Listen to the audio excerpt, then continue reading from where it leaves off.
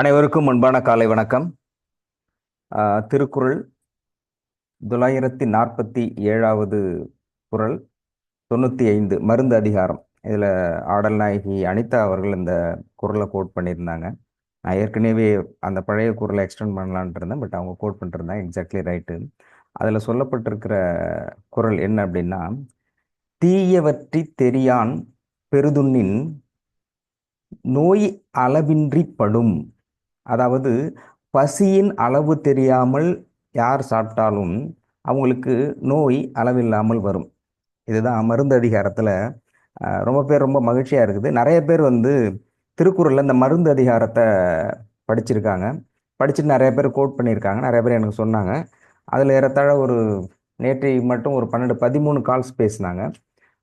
அதில் நான் கூட ரொம்ப மெடிக்கல் சயின்ஸாக ரொம்ப சொல்லிட்டோமோ, ஏசி பற்றி நிறைய சொல்லிருக்கோம்.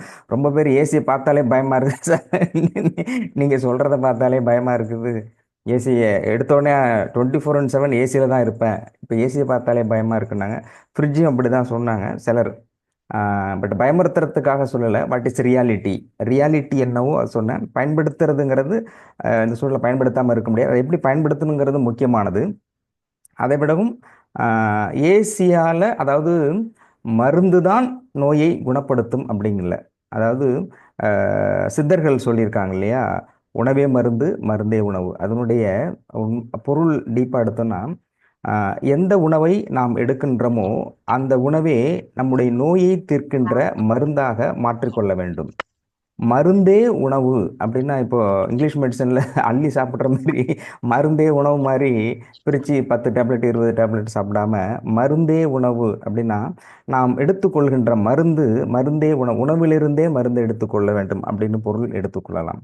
அப்போது இதில் இன்னொரு சயின்டிஃபிக் ஃபேக்ட் என்ன இருக்குன்னா, நாம் எந்த உணவை எடுத்துக்கொள்கின்றோமோ அந்த உணவில் நம்முடைய நோய்க்கான மருந்து இருக்கிறது. அதை அறிந்து நம்ம சாப்பிட்றோம் அப்படின்னாக்க எந்த நோய்க்கும் மருந்தே தேவையில்லை.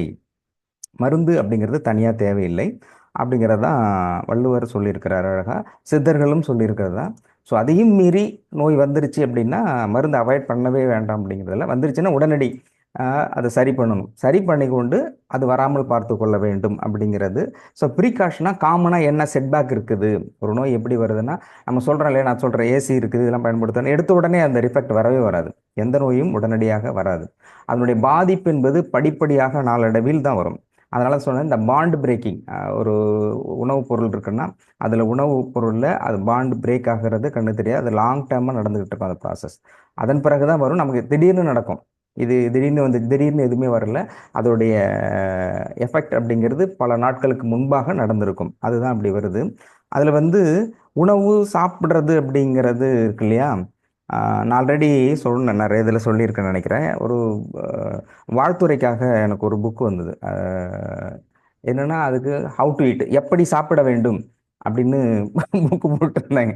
இதுக்கு எழுதுங்க. நான் சொன்னேன், எப்படி சாப்பிட்டோம்னா கை கழுவிட்டு தான் சாப்பிடணும், இதில் என்னடா இருக்குது, அதுக்கு ஒரு புக்கு வேற போட்டிருக்கீங்களேன்னு நான் பார்க்கவே இல்லை. நிறைய இருந்தது. அப்புறம் டைம் ஆகிடுச்சுங்கிறதுனால தொடர்ச்சியாக அவர் கேட்டுக்கிட்டே இருந்தார், சார் எழுதி கொடுங்கன்னு. நான் சொன்னேன், என்னங்க சாப்பிட்றது எப்படி சாப்பிட்றது எப்படிங்க புக்கு போட்டுறீங்க, வேறு ஏதாவது போடலாம் இல்லைன்னா படித்து பார்த்துட்டு சொல்லுங்கன்னாரு. சரி படிப்போம் அப்படின்ட்டு ஒரு நைட்டில் எடுத்து படித்து பார்த்தாக்க உண்மையிலே அவ்வளோ அட்டகாசமாக இருந்தது. அவுட் டு ஈட், நமக்கு எப்படி சாப்பிடுவது அப்படிங்கிறதே எனக்கே தெரியல. அப்போ தான் சாப்பிட்டதுக்கப்புறம், அந்த அந்த புக்கை படித்ததுக்கப்புறம் தான் சாப்பிடுவதற்கு முன்பு நாம் எப்படி இருக்கணும், சாப்பிட்ட பிறகு எப்படி இருக்கணும், இந்த சாப்பிட்ட பிறகு நடையில குறுநடைங்கிறது எவ்வளோ மிகப்பெரிய உணவை ஜீரணித்து அதை ஆற்றலாக மாற்றக்கூடிய மிகப்பெரிய சக்திங்கிறது. சாப்பிட்ட பிறகு அப்படியே அப்படியே தான் உட்காந்துருப்பாங்க இல்லையா, அப்படி இல்லை. சாப்பிட்ட பிறகு குறுநடை, மைண்டில் எந்த டென்ஷன் இல்லாமல் ரிலாக்ஸாக 5 மினிட்ஸ் நடக்குது இல்லையா, அவ்வளோ எனர்ஜி. சாப்பிட்ட சாப்பாடு முழுமையாக செரித்து அது ஆற்றலாக மாற்றுகின்ற மிகப்பெரிய தன்மையை அந்த குறுநடை, ரிலாக்ஸாக நடக்கிறது இருக்கு இல்லையா, அதில் அப்படி இருக்குது. அது மாதிரி உட்காந்து அந்த சாப்பிட்ற நான் இன்னொரு நாளைக்கு அதை எப்படி சாப்பிட வேண்டும் அப்படிங்கிறது ரொம்ப ட்ரையாக போயிட்டுங்கிறதுனால அதை நான் எடுக்கலை. தண்ணி குடிக்கிறது இருக்கு இல்லையா, நின்றுக்கிட்டே குடிக்கணும். அது சித்தர்கள் சொல்லுவாங்க, உட்காந்து கால் மடித்து சாப்பிடணும். எத்தனை மடக்கு காலையில் ப்ராக்டிஸ் பண்ணுறவங்களுக்கு சிலர் தெரியும். எத்தனை மடக்கு தண்ணி குடிக்கிறோமோ, முழுமையாக தண்ணி குடிச்சு பயிர் ஃபுல்லாக நிரம்பிய பிறகு நீங்கள் கொஞ்சம் நேரம் கழித்து எத்தனை மடக்கு தண்ணி குடிக்கிறோமோ அத்தனை வந்து ஏப்பம் வரும். கரெக்டாக. அப்போ அது கரெக்டாக இருந்தால் உங்களுடைய உடல் சமச்சீராக இருக்குன்னு அர்த்தம். இந்த டெஸ்டிங் அது தண்ணி குடிக்கிறதுலேயே இருக்குது. அதே மாதிரி குடிக்கிறது நின்றுக்கிட்டு குடிக்கக்கூடாது. நின்றுக்கிட்டு குடிக்கக்கூடாது. ஏன் அப்படின்னா, நின்றுக்கிட்டு கடகடன்னு குடிக்கிறாங்க இல்லையா, இந்த டக்கு டக்கு டக்கு டக்குன்னு அவங்களுக்கு டெஃபினட்டாக முட்டி வலி வரும்.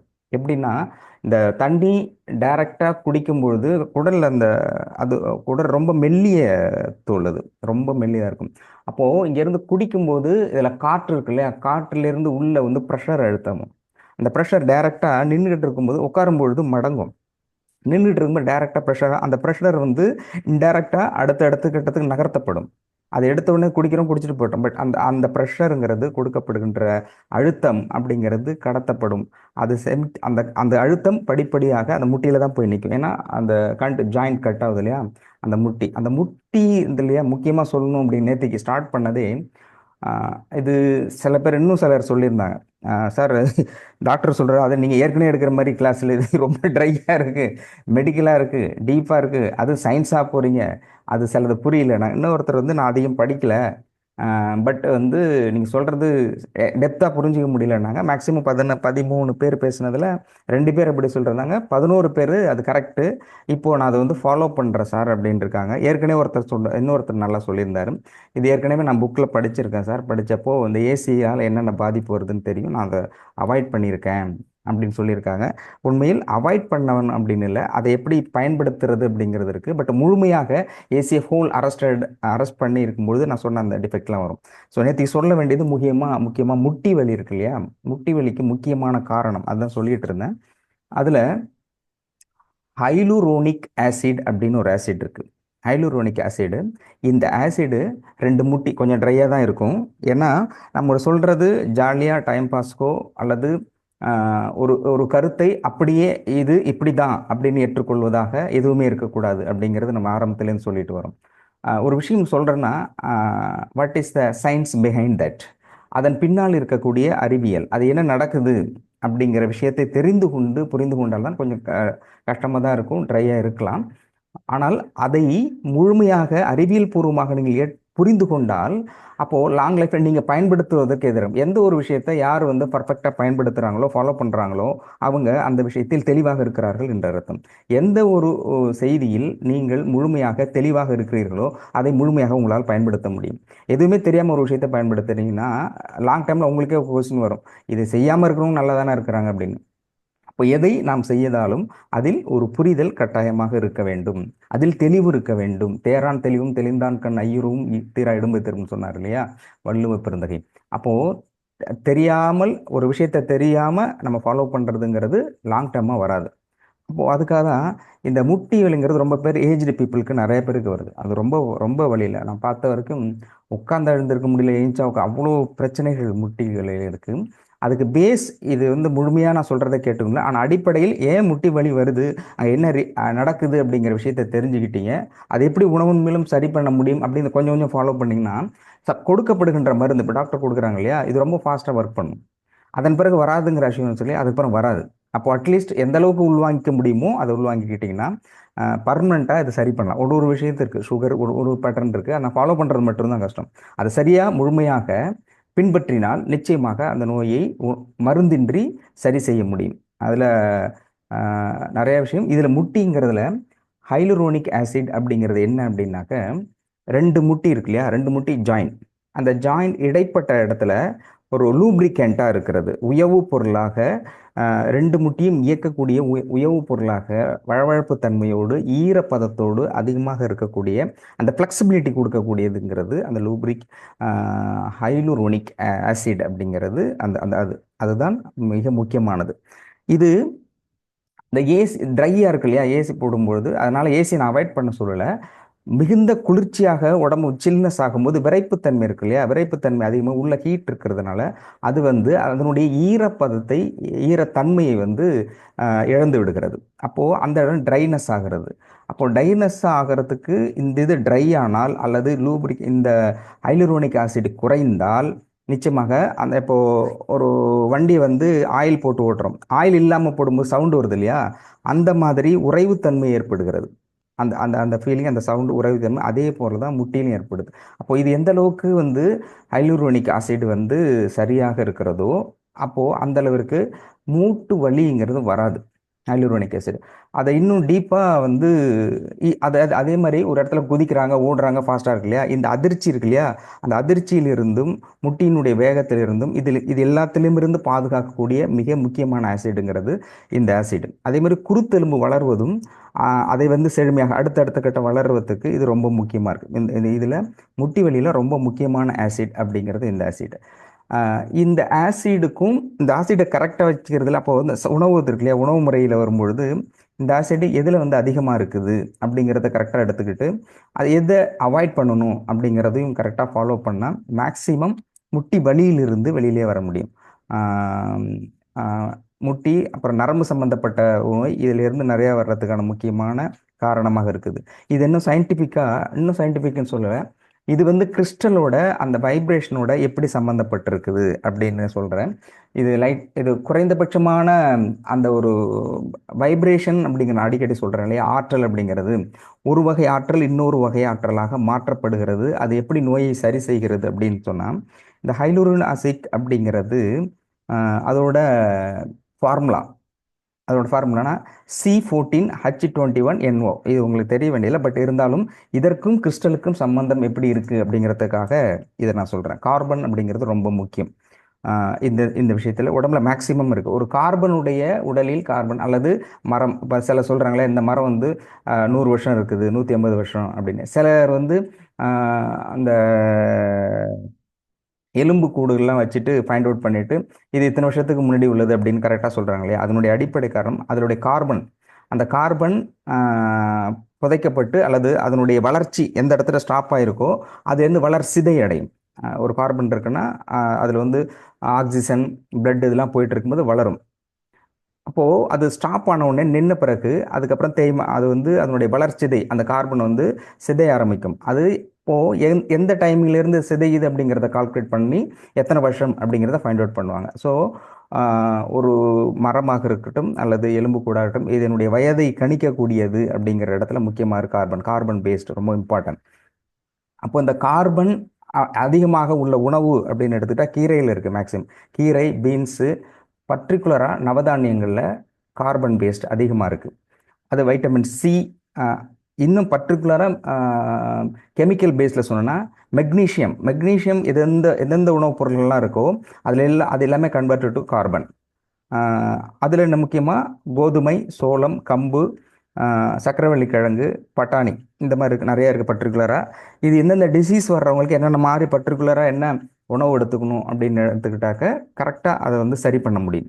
இன்னும் வெளிப்படையாக சொல்லணுன்னா, இப்போ நம்ம மருந்து சாப்பிட்றோம் இல்லையா, ஒரு நோய்க்கு ஒரு மருந்து எடுத்துக்கிறோம், ட்ரீட்மெண்ட் போடுறோம், இன்ஜெக்ஷன் இருக்கும். இதில் என்ன நடக்குது அப்படின்னா, இப்போ நான் சொல்லியிருக்கேன் இல்லையா, இதில் இருக்கிற ஒரு நோய் இருக்குது, அதுக்கு என்ன டிஃபிஷியன்சி அதை எஃபிஷியன்சி அதை சரி செய்யக்கூடியதை உணவில் இருக்குது.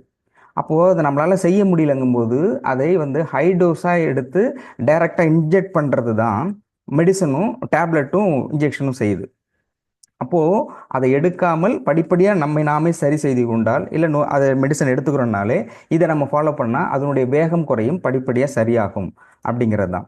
இதை இன்னும் டீப்பாக அந்த கார்பன் அப்படின்னா கார்பனோட கொஞ்சம் ட்ரையாக இருக்கும், பட் ஆனால் இது தெளிவுபடுத்த வேண்டியது என்னுடைய கடமைன்னு நினைக்கிறேன். ஏன்னா ஒரு டிசீஸ் அப்படின்னா இப்போ வர்றோம், கேட்குறோம், மருந்து கொடுக்குறாரு, சரியாயும் அப்படி இல்லை, மருந்து இல்லாமலும் இதை சரி செய்து கொள்ள முடியும். அது எப்படி? அப்போ உணவின் மூலமாகனா அப்போ அந்த உணவில் என்ன இருக்குது அப்படிங்கிறத அட்லீஸ்ட் முழுமையாக புரிந்து கொள்ள முடியலன்னா புரிஞ்ச முடியும். ஏன்னா மேக்ஸிமம் எல்லாமே அதிகம் நிறைய படித்தவங்களாக தான் இருக்கிறாங்க. இது தொடர்புடையவர்களாகவும் டாக்டர்ஸ் ஆல்சோ ஆர் தேர் இங்கே இருக்கிறாங்க, ப்ளஸ்ஸு மேக்ஸிமம் டாக்டரேட்டாகவும் இருக்கிறாங்க. ஸோ நான் சொல்லுவதை விட அதிகமாக புரிந்து கொண்டக்கூடியவர்களும் அதில் அனுபவம் உள்ளவர்களும் இருக்கிறாங்க. இருந்தாலும் என்ன சொல்லணும் அப்படின்னு விருப்பப்பட்டது, நாம் மருத்துவ ரீதியாக சில விஷயங்களை சொல்லி கொண்டிருக்கிறோம். எந்த ஒரு நோய்க்கும் மருந்தே இல்லாமல் சரி செய்ய முடியும்னு சொல்லியிருக்கோம்.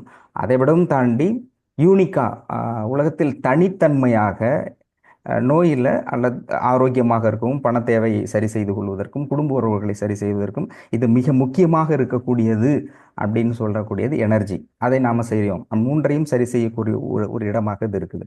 அப்போது அது எப்படி சரி செய்யுது அப்படிங்கிற சயின்டிஃபிக் மேக்சிமம் குறைந்தபட்சம் தெரிஞ்சாதான் நாம் ஃபஸ்ட்டு கான்ஃபிடெண்ட்டாக இருக்க முடியும். அதில் ஒரு தெளிவு கிடைக்கும். இதில் இது இருக்குது, அதனால் இப்படி நடக்குது உடலில் அப்படிங்கிற ஒரு தெளிவு கிடைக்கும். அடுத்தடுத்து இந்த மெடிக்கல் ப்ராசஸை குறைச்சிக்கிறேன். இருந்தாலும் இது தேவை. இது எப்படி நடக்குது அப்படிங்கிற அடிப்படையான உண்மை தேவை அப்படிங்கிறதுனால சொல்கிறேன். இந்த கார்பன் அப்படிங்கிறது hydrogen, helium, lithium, beryllium, boron. Hydrogen, helium, ஜெனரேட்டான். ஓகே, இதில் வந்து 6வது அட்டாமிக் நம்பர், அணு எண் 6. அணு எண் 6ஆக இருக்கிறது கார்பன். இந்த கார்பன் அதோட ஃப்ரீக்குவன்சி அடிக்கடி திரும்ப இல்லையா, அந்த கார்பனை மட்டும் எடுத்தால் அதோட ஃப்ரீக்குவன்சி நம்ம எடுத்துக்கிட்டா 75. இதில் டெஸ்ட்லாம் நான் சொல்கிறேன், முடிஞ்சால் மேக்ஸிமம் கிறிஸ்டலை பற்றி தெரிஞ்சு நம்ம போய் கேட்டேன், கிறிஸ்டல் எப்படி சரி பண்ணும், கிறிஸ்டல் என்ன சார், எப்படி வந்து இதெல்லாம் பண்ணுது அப்படின்னு தெரியணும்னு நினச்சா, இல்லை கிறிஸ்டலை பற்றி டீப்பாக நீங்கள் அனலைசிஸ் பண்ணணும், இது சயின்டிஃபிக் ஃபேக்டாக ரியாலிட்டியாக ஒர்க் ஆகுது அப்படின்ட்டு நீங்கள் புரிஞ்சுக்கணும், இல்லை படிக்கணும், உங்களுக்கு நாலேஜ் இதை பற்றி வேணும் அப்படின்னா டெஸ்ட்லா போட்டுட்டு டெஸ்டா கிறிஸ்டல் அப்படின்னு போட்டாலே போகிறோம். ஸோ ஃபுல் அண்ட் ஃபுல் இதில் வந்து எக்ஸ்ட்ராடினரி ரிசர்ச் பண்ணி அதை இப்போ இருக்கிற மருத்துவ உலகத்திலும் சரி, டெலிகம்யூனிகேஷன் வேர்ல்ட்லையும் சரி, அனைத்திலுமே பயன்படுத்தக்கூடியதற்கு ஆதார சுருதியாக இருந்தவர் டெஸ்லா, சயின்டிஸ்ட் டெஸ்லா. அவர் வந்து இதை பற்றி வெரி கிளியராக சொல்கிறாரு. அவரோட ஸ்டேட்மெண்ட் என்ன சொல்கிறாருன்னா, டெஸ்லா இன்ஸ்ட்ருமெண்ட்டில் in a 7.05 tesla instrument, protons resonate at about 300 megahertz while carbon resonate at about 75 megahertz. அதாவது ரெசனேட்னா ஒத்திசைவு அதிர்வுகள், ரெசனேட் ஒத்திசைவு.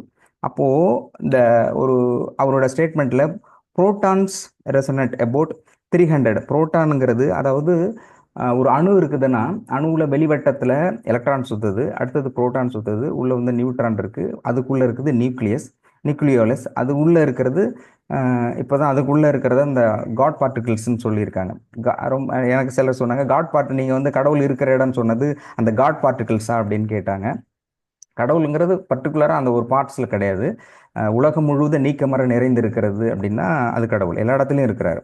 அதில் இன்னொரு விஷயம் கூடுதல் தகவலாக நம்ம இதில் அடிக்கடி சொல்லுவோம், இறைவன் தூணிலும் இருக்கிறான் துரும்பிலும் இருக்கிறான் அப்படின்னு சொன்னோம் இல்லையா. அதனுடைய உண்மையான பொருள் என்ன அப்படின்னு நான் நினைக்கிறேன்னா, தூண்னா பெரிய சைஸ் இருக்குது, அதுலேயும் இருக்கிறாரு, சின்ன சைஸ் இது அப்படின்னு சில விளக்கம் சொல்லப்படுகிறது. ஆக்சுவலி ரியாலிட்டி என்னென்னா, தூண் அவ்வளோ பெரிய தூணாக இருந்தாலும் அதிலும் அணுக்கள் இருக்கிறது. அணுக்களால் உருவானது தான் அந்த தூண். துரும்பு அப்படின்னா துரும்பிலும் அணுக்கள் இருக்கிறது. இந்த அணுக்களால் அது இந்த சின்ன அணுக்களால் அதே மாதிரி இருக்குது. அதனுடைய வெலாசிட்டி, அதனுடைய வைப்ரேஷன்ஸ் இது கம்மியாக இருக்கும், அது ஸ்ட்ரென்த்தாக இருக்கும், அல்லது அதனுடைய நெருக்கம் அதிகமாக இருக்கும், இது கம்மியாக இருக்கும், மேபி அதுதான். ஆனால் இரண்டிலுமே இருப்பது அணுக்கள். அப்போது தூணிலும் இருப்பான் துரும்பிலும் இருப்பான் அப்படிங்கிறதுக்கான எக்ஸாக்ட்லி ரீசன் என்னவா இருக்கும் அப்படின்னா, அனைத்து அணுவிலும் இறைவன் இருக்கிறான், அணுக்கள் முழுவதும் அவனை இருக்கிறான் அப்படிங்கிறத அதனுடைய பொருளாக இருக்க முடியும் அப்படின்னு நினைக்கிறேன். மேபி அதனால தான் தூணிலும் இருக்கான் துரும்பிலும் இருக்கான் அப்படிங்கிற செய்தி சொல்லப்பட்டது. இதில் டெஸ்லா சொல்கிறது அதோட கொடுத்த அந்த ரெசனேட், அது இதில் வந்து புரோட்டானோட ரெசனேட் அப்படிங்கிறது 300 மெகாஹெர்ட்ஸ் சொல்கிறாரு. கூடுதலாக இது மட்டும் சொல்கிறேன்.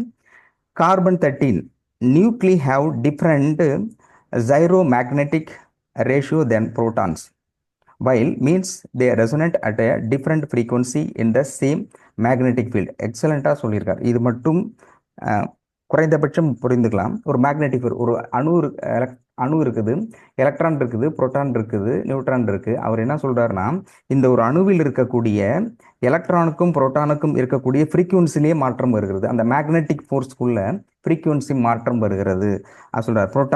புரோட்டான்ஸ் இருக்கிற different frequency in the same magnetic field. ஒருக்குள்ளே இருக்கிறதுல ஒரே இதில் இருக்கக்கூடிய வட்டப்பாதையில் இருக்கக்கூடிய வெவ்வேறு புரோட்டான்ஸ் எலக்ட்ரான், இதுக்குள்ளே இருக்கிற புரோட்டான்ஸிலும் ஃப்ரீக்குவன்சி மாற்றம் இருக்கிறது அப்படின்றாரு. அப்போது இந்த இடத்துல தான் மேக்னெட்டிக் ஃபோர்ஸ்லேயும் ரெசோனேட்டர்லேயும் ஃப்ரீக்குவன்சிலையும் கிறிஸ்டல் வந்து ஒர்க் ஆகுது. கிறிஸ்டல் எப்படி ஒர்க் ஆகுதுன்னா அந்த ஃப்ரீக்குவன்சி பேஸ்ட். அப்போது நம்ம பயன்படுத்துகிறோம் இல்லையா, இந்த கிறிஸ்டல் மட்டும் தனியாக நான் அடுத்தது ஒன்று சொல்லிவிட்டு அதுக்கப்புறம் டோட்டலாக இதுலேருந்து டோட்டலாக மாறுவோம். ரொம்ப பேர் எனக்கு ஃபோன் பண்ணிவிட்டு, சார் நீங்கள் வந்து இவ்வளோ சயின்டிஃபிக்காக எடுக்கிறதுங்கிறது ரொம்ப கஷ்டமா இருக்குது கேட்கறதுக்கு. நீங்க கொஞ்சம் ஜாலியா எடுத்தா நல்லா இருக்கும் காலையில. ஏன்னா சார் வந்து ஃபுல்லா இதாக எடுக்கிறாரு. வழக்கமா எடுக்கிற மாதிரி எடுக்குங்க அப்படின்னு. வழக்கமா எடுக்கிறத விடவும் மருத்துவ ரீதியா சொல்றது ரொம்ப முக்கியம் அப்படிங்கிறதுனால இது சொன்னேன். அந்த கிறிஸ்டல் மட்டும் எப்படி ஒர்க் ஆகுது, இந்த ரெசனன்ட் மாதிரி அதுவும் எப்படி ஒர்க் ஆகுது, இந்த ஃப்ரீக்வன்சி எப்படி கொண்டது, உடம்புல இருக்கிற ஃப்ரீக்வன்சி. அதனால தொடர்ச்சியாக இதை மிஸ் ஆகிடக்கூடாதுங்கிறதுனா எனக்கு தெரிஞ்சு 4, 5, 6 வகுப்பு அப்படியே எடுத்துக்கிட்டு இருக்கேன்.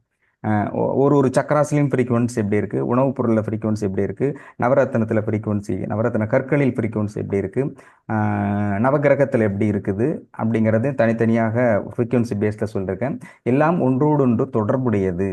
அதை ஒன்றை ஒரு ஆற்றலை இன்னொரு ஆற்றலாக மாற்ற முடியும். அந்த ஆற்றலை மாற்றுவதற்கான ஒரு கலையை கற்றிருந்தது தான் மருத்துவத்தினுடைய இப்போ நம்மளுடைய டாக்டர் எக்ஸ்ட்ராடினரியாக பண்ணுறது. அந்த ஆற்றலை எனர்ஜியை இன்னொரு எனர்ஜியாக கன்வெர்ட் பண்ண முடியும். அது எப்படி அப்படிங்கிறது தான் சொல்கிறேன். அதனால தான் எந்த ஒரு பேஸில் எவ்வளோ சீரியஸாக இருந்தாலும் ஒருத்தர் சரி பயப்பட வேணாம் நான் ஹீலிங் கொடுத்துட்றேன் அப்படிங்கிறாரு. ஹீலிங்கில் என்ன நடக்குது? ஹீலிங் எப்படி ஒருவருடைய ஆற்றல் இன்னொருவருடைய உடல் நோயை அல்லது தேவைகளை எப்படி ஹீலிங் மூலமாக, சிகிச்சை மூலமாக சரி செய்ய முடிகிறது. அப்போ அந்த எனர்ஜிங்கிறது எப்படி ஒரு இடத்துலேருந்து இன்னொரு இடத்துக்கு மாற்றம் அடைகிறது அப்படிங்கிறத பற்றி சொல்லணும்னா அது ஏறத்தாழ முழுமையடையும். அதுக்கப்புறம் இது சின்ன ஒரு வீடியோவை கிறிஸ்டல் எப்படி பயன்படுகிறது அப்படிங்கிறத சொல்கிறேன். இப்போ அந்த உணவு அப்படிங்கிறது இல்லையா, உணவு பொறுத்து உணவு ஒவ்வொரு விஷயத்துலையும் ஒவ்வொரு மாதிரி உணவு எடுத்துக்குவாங்க. அப்போ யூஎஸில் அமெரிக்காவில் இருக்கக்கூடிய ஒரு தம்பதி இருக்கிறாங்க. அவர் வந்து 2 பேருமே வேலைக்கு போகிறவங்க. வேலைக்கு போகிறவங்கள அப்படிங்கிறதுனால அவர் வந்து மத்தியான சாப்பாட்டுக்கு இருக்காரு. மிஸ்ஸஸ் வந்து ஆஃபீஸில் இருக்கிறாங்க. சரி என்னென்ன சாப்பாடு எங்கெங்கே இருக்குது அப்படின்னு ஃப்ரிட்ஜில் இருக்கும், ஒன்று சுட வச்சுக்கணும் அல்லது சமைக்கணும். அவர் சமைச்சு வச்சுட்டார் சாப்பாடு. சாம்பார், காய்கறி இதெல்லாம் இருக்கு இல்லையா, அது ஃப்ரிட்ஜில் இருக்குது. சரி கேட்டுக்கலாம் அப்படின்னு ஃபோன் அடிக்கிறார், எடுக்கலை. டியூ டு த பிஸியாக இருக்கிறதுனால அவர் வந்து புளித்தொக்கு புளித்தொக்கு ரசம் தயிர் போட்டு சாப்பிட்டு முடிச்சிடுறாரு. முடிச்சதுக்கு அப்புறமேட்டுக்கு அவங்க மிஸ்ஸஸ்டேருந்து ஃபோன் வருது. ஃபோன் வந்துச்ச உடனே இவர் எடுக்கிறார். எடுத்துட்டு அவங்க கேட்டாங்க எதுக்கு ஃபோன் அடிச்சிங்கன்னா, இது மாதிரி சாப்பிட்றதுக்கு என்ன இருக்குது அப்படின்னு கேட்கறதுக்காக அடித்தேன். சாப்பிட்டு முடிச்சிட்டேன். என்ன சாப்பிட்டீங்க அப்படின்னா, புளித்தோக்கு சாப்பிட்டேன். ஐயோ நான் எதுக்கு ஐயோங்கிறேன். புளித்தோக்கு எங்கேருந்து எடுத்தீங்கன்னா, ஃப்ரிட்ஜ் இருக்கு இல்லையா, ஃப்ரிட்ஜில் நிறையா இருக்கும். கடைசியில் 3 ரோ இருக்குது. இவர் சொன்னார் அந்த கடைசியில் 3ஆவதாக இருக்குது, அந்த ரோவில் எடுத்தேன் நான். திரும்ப ஐயோ ஏன் அங்கேருந்து எடுத்தீங்கன்னு.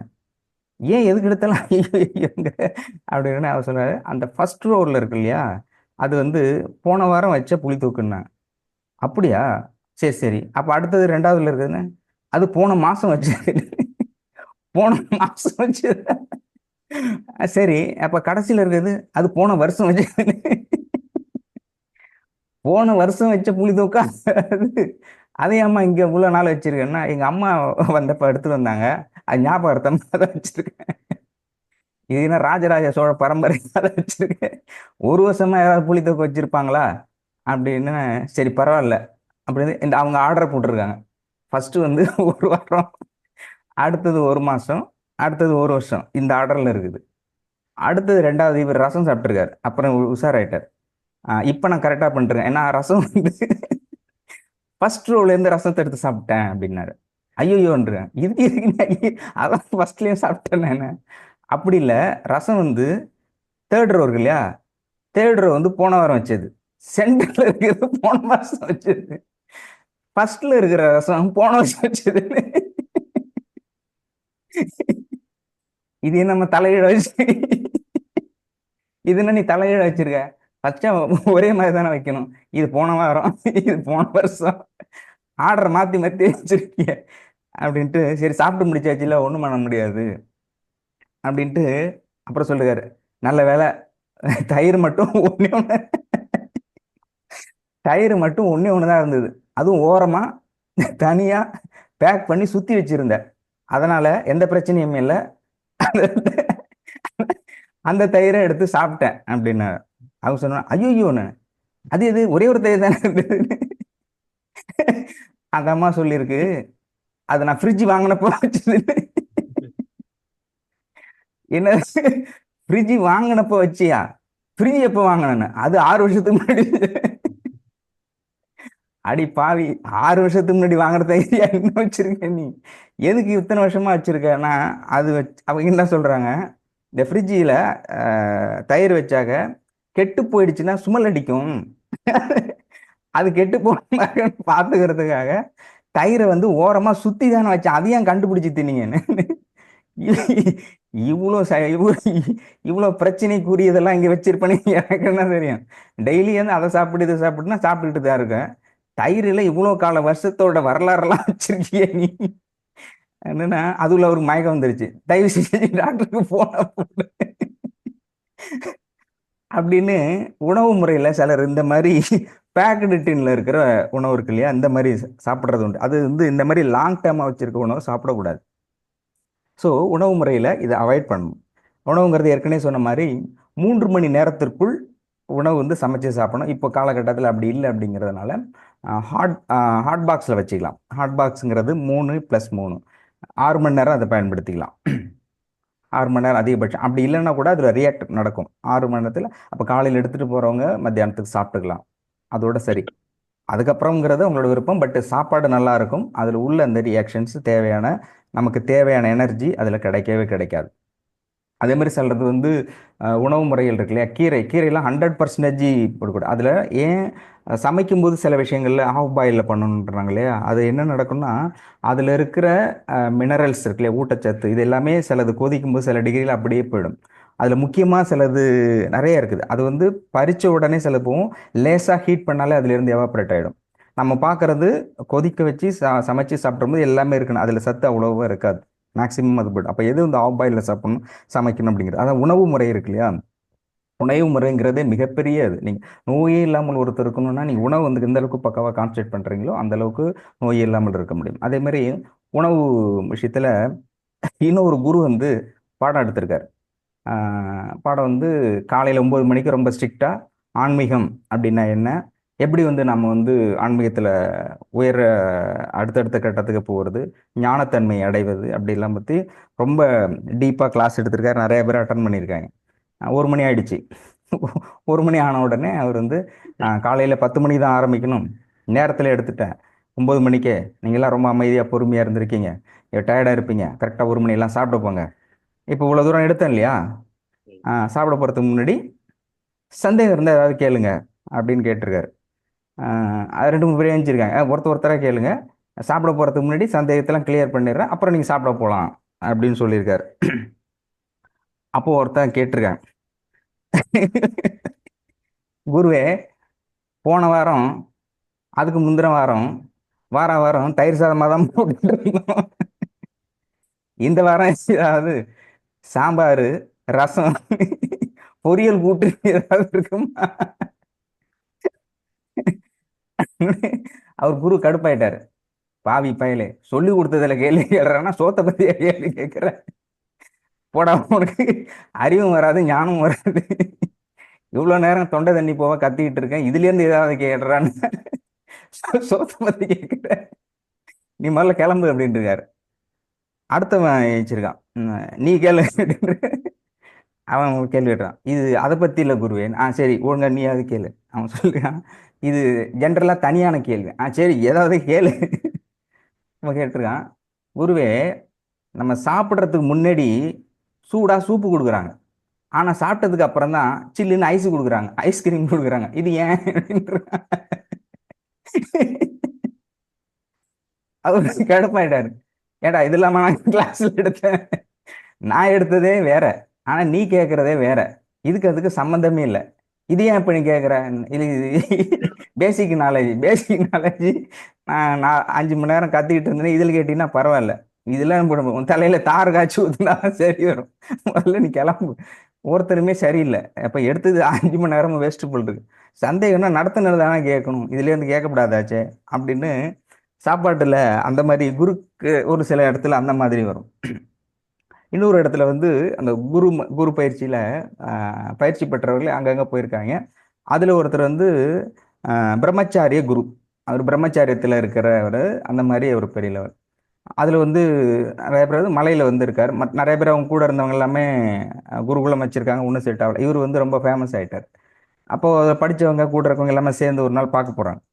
பார்க்க போகும்போது அவர் வந்து சொல்லிட்டு இருக்காரு. அப்போ வந்து கேட்குறாங்க எல்லாமே, நீங்க தனியா இவ்வளவு தூரம் வந்து இருக்கீங்களே, தனிமையில இருக்கீங்களே, இதுக்கு என்ன காரணம் அப்படின்ட்டுருக்காங்க. அவர் சொல்றாரு, ஞானம் தான் காரணம். ஓ, ஞானம், அறிவு, ஞானம், ஆன்மீகத்தில் என்ன, அப்போ ஞானம் பெற்றவர்கள் அப்படின்னு. சரி, ஓகே. ஸோ ஞானத்தன்மையை அடைஞ்சிருக்கிறது காரணம். சரி, ஓகே, ரைட்டு. அப்போ சொல்கிறாங்க, நம்ம வந்து பிரம்மச்சாரியத்தில் சாப்பாடு ரொம்ப முக்கியம், உணவு முறையில் ரொம்ப முக்கியம். ஒன்று வந்து வெங்காயம் சேர்த்துக்கூடாது, பூண்டு சேர்த்துக்கூடாது, இந்த மாதிரி நிறைய விஷயங்கள் இருக்குது. அப்போ இதெல்லாம் எப்படி நீங்கள் சரியாக பயன்படுத்திக்கிறீங்க, சாப்பாட்டு உணவு முறையை எப்படி எடுத்துக்கிறீங்க அப்படின்னா, ஞானம் காரணம். ஏன்னா அது உங்களுக்கு ஞானம் வந்து விட்டாக்க எதை சேர்க்கணும் எதை சேர்க்கக்கூடாது அப்படின்னு தெரியும். அப்படிங்கிற ஞானம் காரணம் அப்படின்ட்டு. சரி, இவ்வளோ இடத்துல வந்து தனிமையை அப்படி இருக்கீங்க, போகிற மலையில் இவ்வளோ தூரம் நாங்கள் இருவரும் எல்லாம் போய்ட்றோம், அப்புறம் இரவில் நீங்கள் தனியாக தானே இருக்கீங்க. அப்போ இரவு சாப்பாடு, காலையில் கரெக்டாக எழுந்திருக்கிறது, தியானம் பண்ணுறது, இதெல்லாம் என்னென்னா ஞானம் தான் காரணம் அப்படின்ட்டுருக்காங்க. அப்போது உடனே அவன் கேட்டிருக்காங்க, இப்போ நாங்களாம் அவங்க கூட படித்தோம், மற்றவர்களாம் இருந்தாங்க, எங்களுக்கெல்லாம் அந்த ஞானம் வரவே இல்லையே, அப்போ ஞானத்தை அடைவது, நாங்கள்லாம் எப்படி ஞானத்தை அடைவது, அதுக்கான ஒரு வழியை உங்களுடைய எக்ஸ்பீரியன்ஸில் இருந்து கொடுங்க, சொல்லுங்க அப்படின்னு. அவர் சொல்றாரு, ஞானத்தை நீங்கள் அடைய முடியாது, உங்களுக்கான ஞானம் அதுவே வரும் அப்படின்னு இருக்காரு. அது எப்படி அப்படின்னா, இப்போ வர வைக்கிறேன் பாருன்னு, ஏம்மா ஞானம் இங்க வா அப்படின்னு கூப்பிட்டுருக்காரு. என்னண்ணே, அவன் பாருங்க, அட காவாலி பயிலி, ஞானம்னா லேடி அது, உண்மையிலே ஞானம்னா நீ என்னமோ தியானம் எல்லாம் பண்ணி பெரிய ஞான சித்தரா இருப்ப போல இருக்குன்னு நினைச்சா, ஞானங்கிற ஒரு பொண்ணு பக்கத்துல இது பிரம்மச்சாரிய குருக்கள்ல தப்பாச்சே, அது மாதிரி செய்யக்கூடாது அப்படின்னு சொல்லியிருக்காங்க. அப்போ சொல்லிருக்கான், உங்களுக்கு அதனாலதான் நீங்க ஒருத்தரும் ஃபேமஸ் ஆகாம இருக்கீங்க, நான் ஃபேமஸ் ஆகிறது அதனாலதான். இப்போ உள்ள சூழ்நிலையில எந்த குருவா இருந்தாலும் பக்கத்துல சிஷியின்னு யாராவது இருக்கும், அப்பதான் கிரௌடு வரும், அப்பதான் மெயின்டைன் ஆவாங்க. குருவை பார்த்து யாரும் வர்றது இல்லைன்னு. அப்போ பிரம்மச்சாரி இந்த பிள்ளை அல்ல, பிரம்மச்சாரியும் கல்யாணம் பண்ணக்கூடாதுன்னு தான் சொல்லிருக்காங்க, சிஷியெல்லாம் வச்சு விடாதுல்ல, யாரும் சொல்லலை. அதனால சிஷிகள் இருக்கலாம், அதனால சிஷிகளில் தப்பு கிடையாது. என்னுடைய ஃபேமஸுக்கு காரணம் இதுதான், ஆல்ரெடி நான் ஞானத்தை அடைந்துட்டேன் அப்படின்ற ஒரு ஒரு ஒரு ஒரு கேரக்டர். அதில் முக்கியமாக அவர் சொல்ல வேண்டியது சாப்பாட்டு உணவு முறை. சாப்பாட்டு உணவு முறை பர்டிகுலராக ஆன்மீகத்திலுங்கிறது ரொம்ப முக்கியமான விஷயம். இது மாதிரியான உணவு முறைகளில் நிறைய போயிட்டு இருக்கும்போது எப்படி உணவுகளை எடுத்துக்கொள்ள வேண்டும் அப்படிங்கிற விஷயம் இருக்குது. இதில் டீப்பாக இன்னும் நிறைய இருக்குது, நான் ரொம்ப சயின்ஸாக சொல்கிறதுனால அது சொல்லலை. அந்த மூட்டு வலி இருக்கு இல்லையா, இது தொடர்பாக இருப்பவர்கள் என்ன செய்யணும் செய்யக்கூடாது அப்படிங்கிறத பற்றியும் ஐ வில் டாக். நீங்கள் எப்படி சிலர் உணவு முறை, அதாவது மருத்துவ ரீதியாக நோய்களை சரி செய்வதற்கு சிலர் நிறைய டிப்ஸ் வச்சுருப்பாங்க, நான் இந்த முறையை எடுத்துக்கிறேன் அப்படின்னு. பர்டிகுலராக சுகர் பேஷண்ட் இருக்கு இல்லையா, அதான் ஒருத்தர் சொன்னான், நீ எங்கே போனாலும் 2 சுகர் பேஷண்ட் இருக்கிற இடத்துல தயவு செஞ்சு உட்காந்துராத, ஏன்னா உலகமே இடிஞ்சாலும் அவங்கள அதை தவிர வேற எதுவுமே பேச மாட்டாங்க. எனக்கு இவ்வளோ ஆச்சு அவ்வளோ ஆச்சு, இப்போ குறைஞ்சிது அப்போ குறைஞ்சிது, இவ்வளோ மில்லி இருந்தது இப்போ மெயின்டைன் ஆகிட்டு இருக்கு, எதை பற்றியும் அதை மட்டுமே பேசுவாங்க. அதுக்கப்புறம் டாக்டரை விட அதிகமாக அவங்க தான் டிப்ஸ் கொடுப்பாங்க. வெந்தயக்கீரை வெந்தயமாக இருக்கணும், பொடி செஞ்சு கொடுக்கணும், அப்புறம் இந்த இது கீரை என்னென்ன கீரை எடுத்துக்கணும், எல்லா விஷயமும் பொன்னாங்கண்ணியிலேருந்து அத்தனை கீரை வகைகளும் கொட்டை வகைகளும் எடுத்துக்கிறது எல்லாமே கரெக்டாக சொல்லுவாங்க, ஆனால் ஃபாலோ பண்ண மாட்டாங்க. இருக்கிற ஃபேக்டே அதுதான்.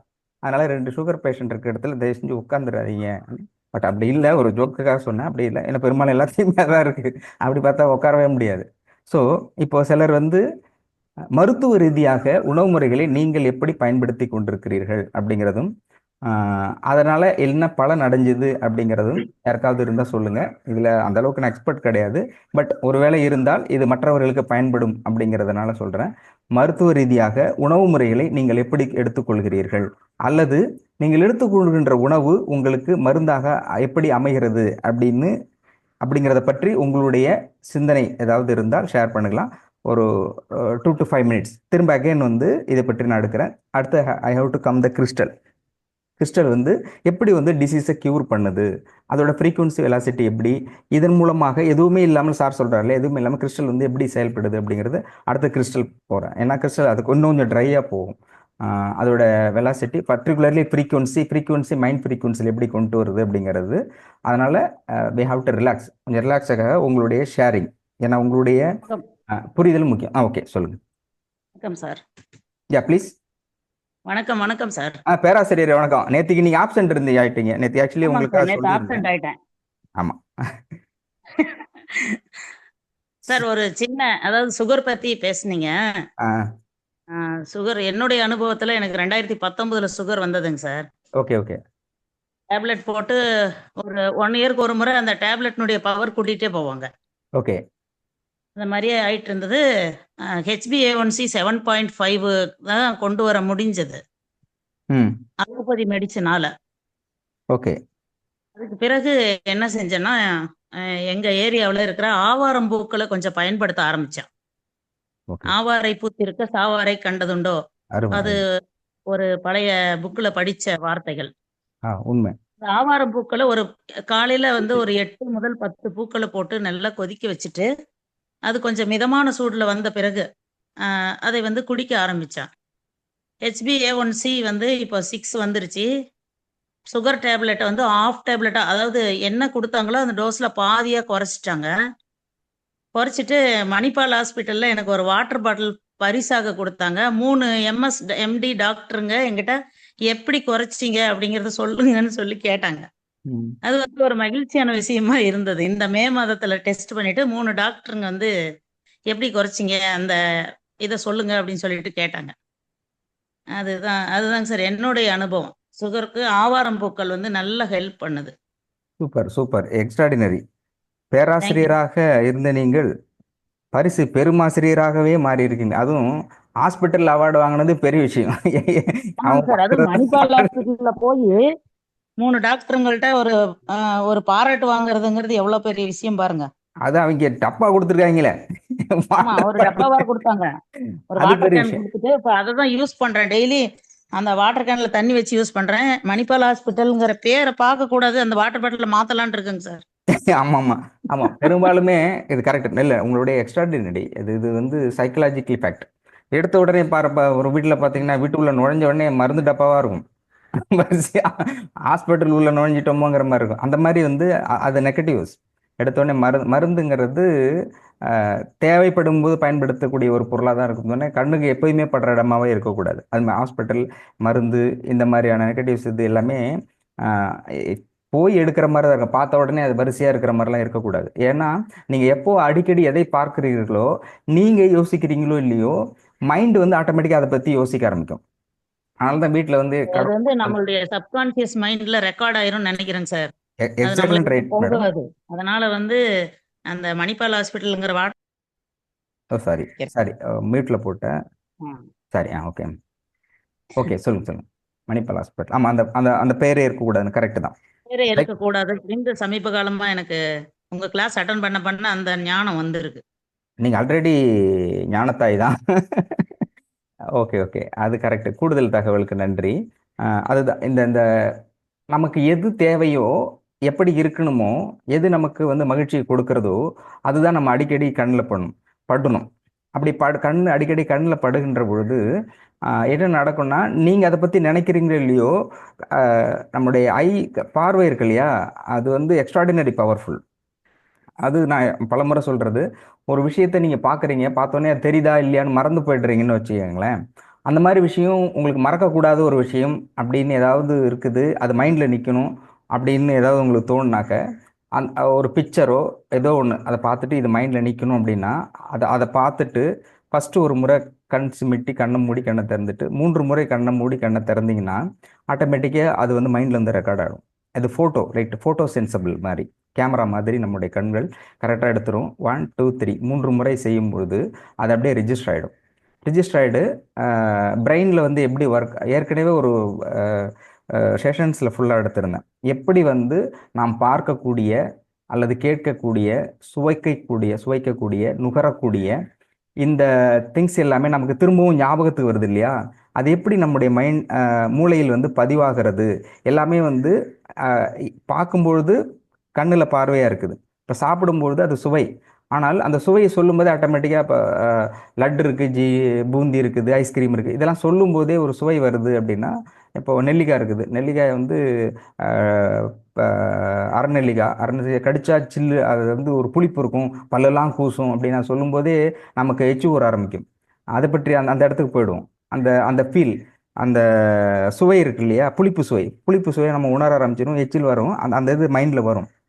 அது எப்படின்னா அந்த அந்த சுவையை ஒரு முறை நம்ம வந்து சுவைச்சிட்டு இது இப்படி தான் அப்படிங்கிறத திரும்ப திரும்ப மைண்டில் பதிவு பண்ணிட்டோம்னா அந்த சுவை இப்படி அதுதான் நான் பேசிக்காக சொல்கிறது, அது ஆற்றலாக மாறி it will be converted as a vibration. ஃப்ரீக்குவன்சியாக எடுத்து செல்லப்பட்டு வைப்ரேஷனாக பதிவாகும். 3 முறை ஒன்று தொடர்ச்சியாக சொல்லும் பொழுதும் அல்லது 48 முறை தொடர்ச்சியாக அதை நீங்கள் செய்கின்ற பொழுதும் மூளையில் அது வந்து ஒரு டாட் அந்த மாதிரியே பதிவாகும். அந்த ஃப்ரீக்குவன்சி வைப்ரேஷன், அந்த வைப்ரேஷனுங்கிறது ஒரு டாட்டா பதிவாகும். எந்த அளவுக்கு அது அதிகமாக இருக்குமோ அது கொஞ்சம் ஸ்ட்ரென்தன் ஆகும். அப்போது ஸ்ட்ரென்தன் ஆகும் போன்று மூளையில் பதிவு செய்யப்பட்டது நீங்கள் அந்த சுவையை பார்க்கின்ற போது சாப்பிடும்பொழுது அந்த சுவை அந்த வந்து ரிட்ரீவ் ஆகும். அதை பற்றி பேசும்போது அந்த இடத்துக்கு கொண்டு வந்துடும். அப்போது மூளை அந்த அளவுக்கு பதிவு செய்யும். அப்போது ஒரு விஷயம் உங்களுக்கு எது தேவை, எது வந்து மகிழ்ச்சியாக இருக்கிறது, எது உங்களுடைய லாங் லைஃபுக்கு தேவையோ அதை நீங்கள் கண்ணில் படும் மாதிரி வச்சா நீங்கள் அதை பற்றி யோசிக்கிறீங்களோ இல்லையோ கண் ஆட்டோமேட்டிக்காக அதை பார்த்துக்கிட்டே வந்துகிட்டு இருக்கும். நீங்கள் சப்கான்சியஸ் மைண்டில் போயிட்டு சிலரை வந்து இப்போ நீங்கள் பார்த்ததை சொல்லுங்கன்னா நீங்கள் நேரடியாக பார்த்தது ஒரு வீட்டில் போனால் பார்த்துட்டு அவங்க இருக்கிறவங்க மட்டும் பேசிட்டு வருவீங்க.